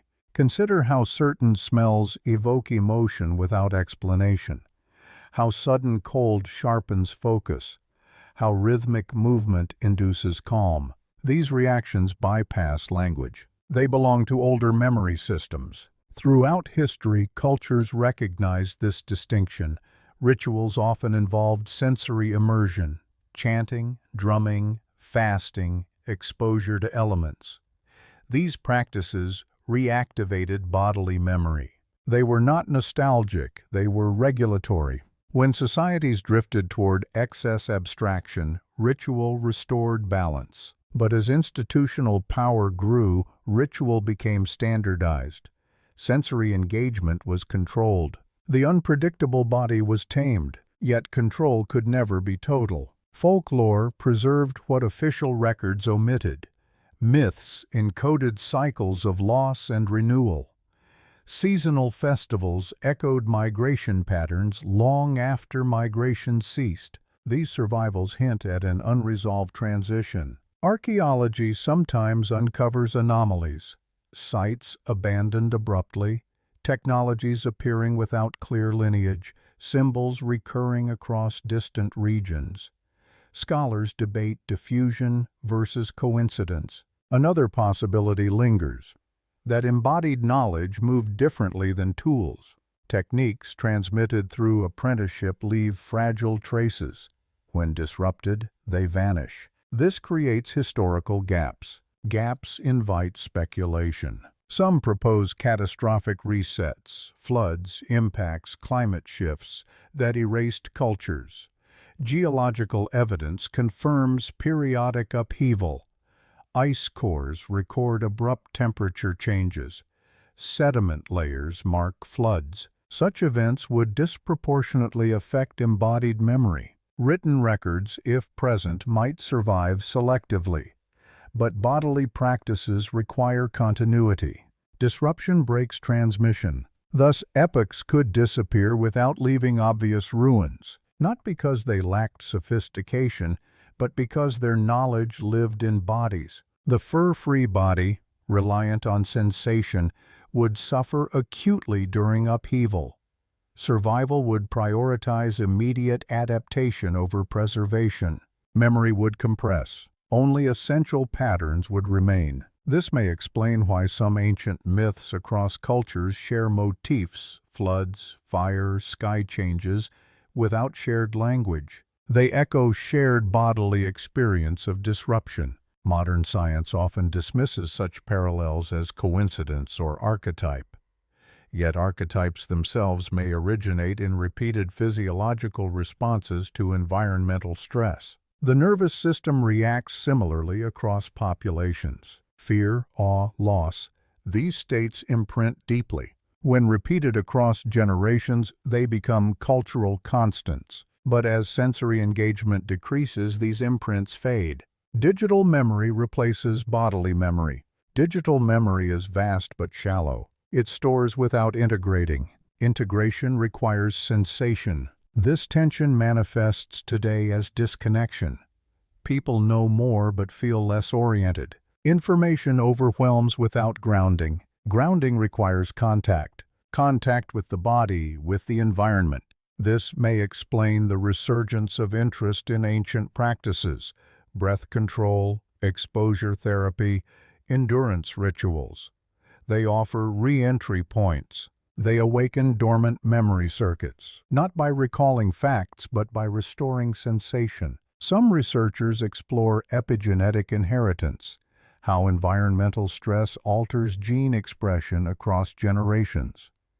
While debated, evidence suggests that trauma and adaptation can leave biological traces. If so, the fur loss epoch may have encoded sensitivity into human physiology, sensitivity that modern buffering suppresses. This suppression may contribute to rising anxiety disorders, attention deficits, stress-related illness. The body signals misalignment. Memory tries to surface through discomfort. Yet systems interpret discomfort as malfunction. Pharmaceutical solutions target symptoms, not cause. This is not condemnation but observation. Symptom management further distances sensation from meaning. Meaning requires listening. Listening requires silence. Silence requires withdrawal from constant stimulation. Few systems incentivize this. Thus, memory remains fragmented. Fragmentation weakens collective orientation. Without shared embodied reference points, societies rely on ideology. Ideology simplifies complexity. Simplification accelerates decision-making but risks overshoot. Overshoot triggers crisis. Crisis forces sensation back into awareness. History cycles through this pattern. The question is whether learning can occur without collapse. Can embodied memory be reintegrated intentionally? Can systems honor bodily limits proactively? These are not technical questions, they are philosophical. They challenge assumptions about progress. Progress measured by comfort may neglect resilience. Resilience depends on sensitivity. Sensitivity depends on exposure. Exposure requires trust in the body's capacity. Trust eroded as external systems promised protection. Yet protection cannot replace adaptation. The fur-free body adapted by engaging environment directly. That engagement shaped cognition, culture, memory. To forget this is to misunderstand human nature. As humanity faces environmental instability, the relevance sharpens. Climate change reintroduces variability.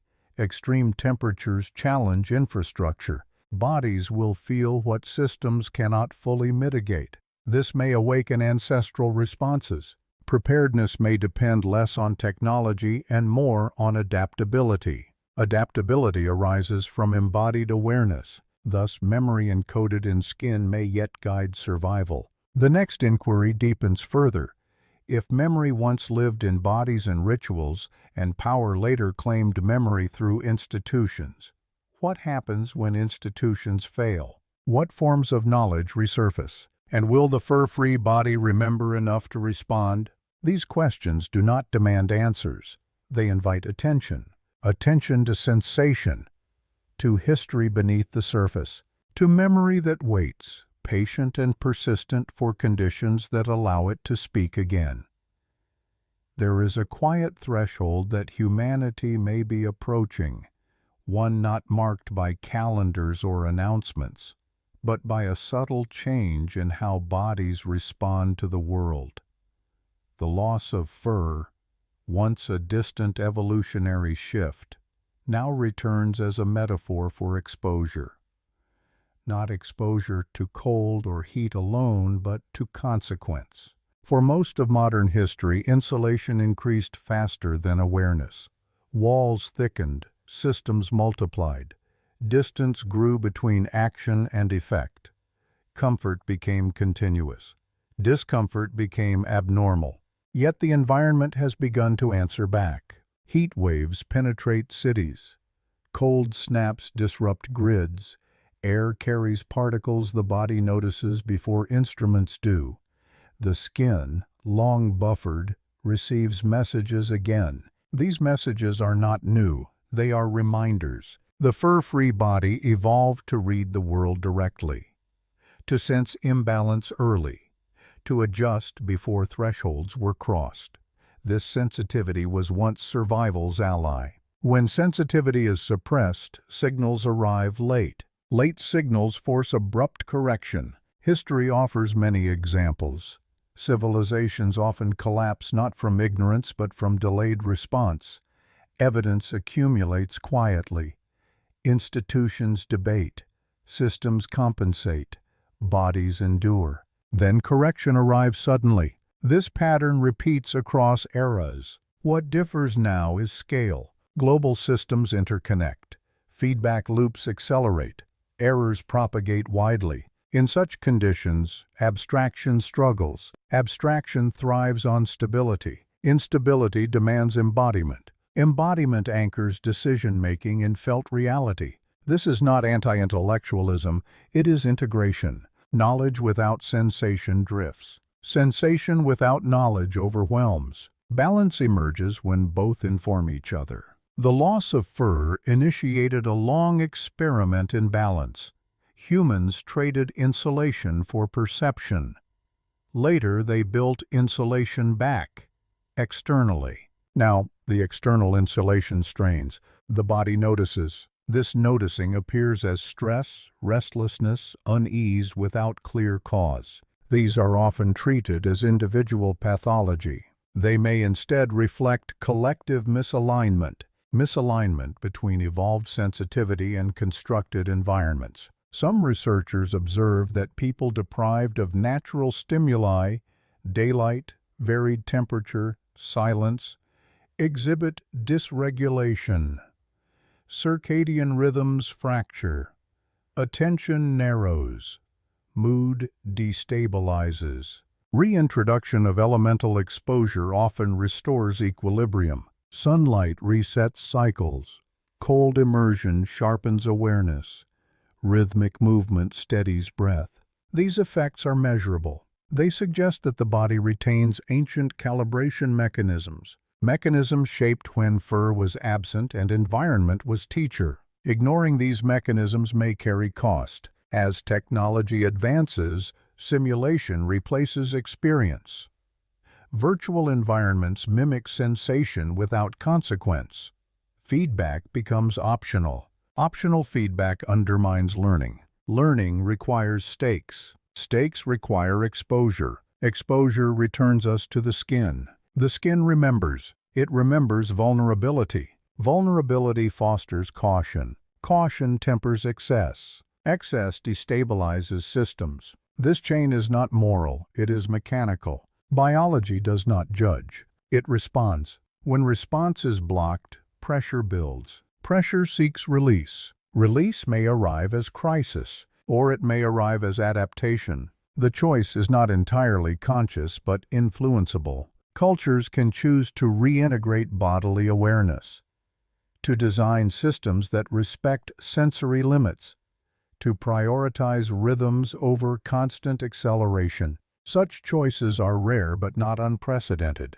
Periods of renewal often follow collapse, but some societies adjusted before total failure. They simplified, reduced scale, reconnected with cycles. These adjustments were often temporary but instructive. They suggest that memory of balance persists, memory embedded not in texts but in physiology. The fur-free body carries that memory. It surfaces when conditions align. Perhaps this is why certain environments feel restorative. Forests quiet the mind. Open water calms. Firelight draws attention inward. These responses are consistent across cultures. They are not learned preferences. They are inherited responses, inherited from a time when survival depended on reading subtle cues, from a time when skin was interface, not barrier. The future may require rediscovering this interface, not by abandoning technology but by situating it within sensory truth. Technologies that amplify feedback rather than obscure it. Architectures that breathe with climate rather than resist it. Schedules that honor circadian rhythm rather than override it. Education that includes embodiment, not just abstraction. These are not radical ideas, they are ancient ones reframed, yet implementing them challenges entrenched assumptions. Assumptions about efficiency, productivity, growth. Growth without feedback accelerates collapse. Feedback without growth stagnates. Again, balance. The fur loss narrative reveals a deeper lesson. Evolution favors adaptability, not comfort. Comfort can be adaptive in moderation. Excess comfort dulls perception. Dulled perception delays response. Delayed response magnifies correction. The present moment may be such a delay. The question is not whether change will occur, but how. Will adaptation be guided by awareness or forced by disruption? Will memory be consulted or overridden? The answers are not singular. They unfold through countless decisions, large and small, through design choices, through cultural values, through personal habits. Each either reconnects sensation with meaning or further separates them. The skin continues to signal. The question is whether listening resumes. History suggests that listening often returns when silence is imposed. When systems fail, noise recedes. What remains is body and environment. The original dialogue resumes. Perhaps this is why ancient stories emphasize humility before nature, not as reverence, but as recognition.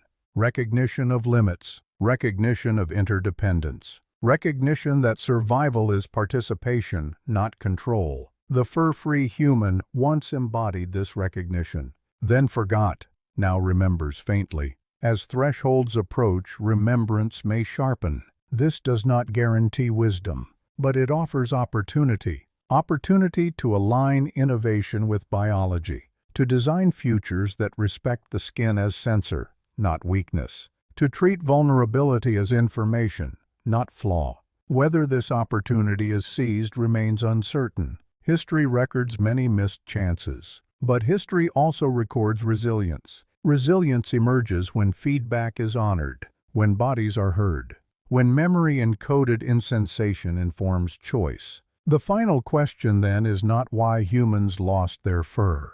It is whether they can regain what that loss once gave them. Not insulation, but awareness. Not protection, but perception. And whether, in a world increasingly buffered from consequence, humanity can choose to feel again before being forced to.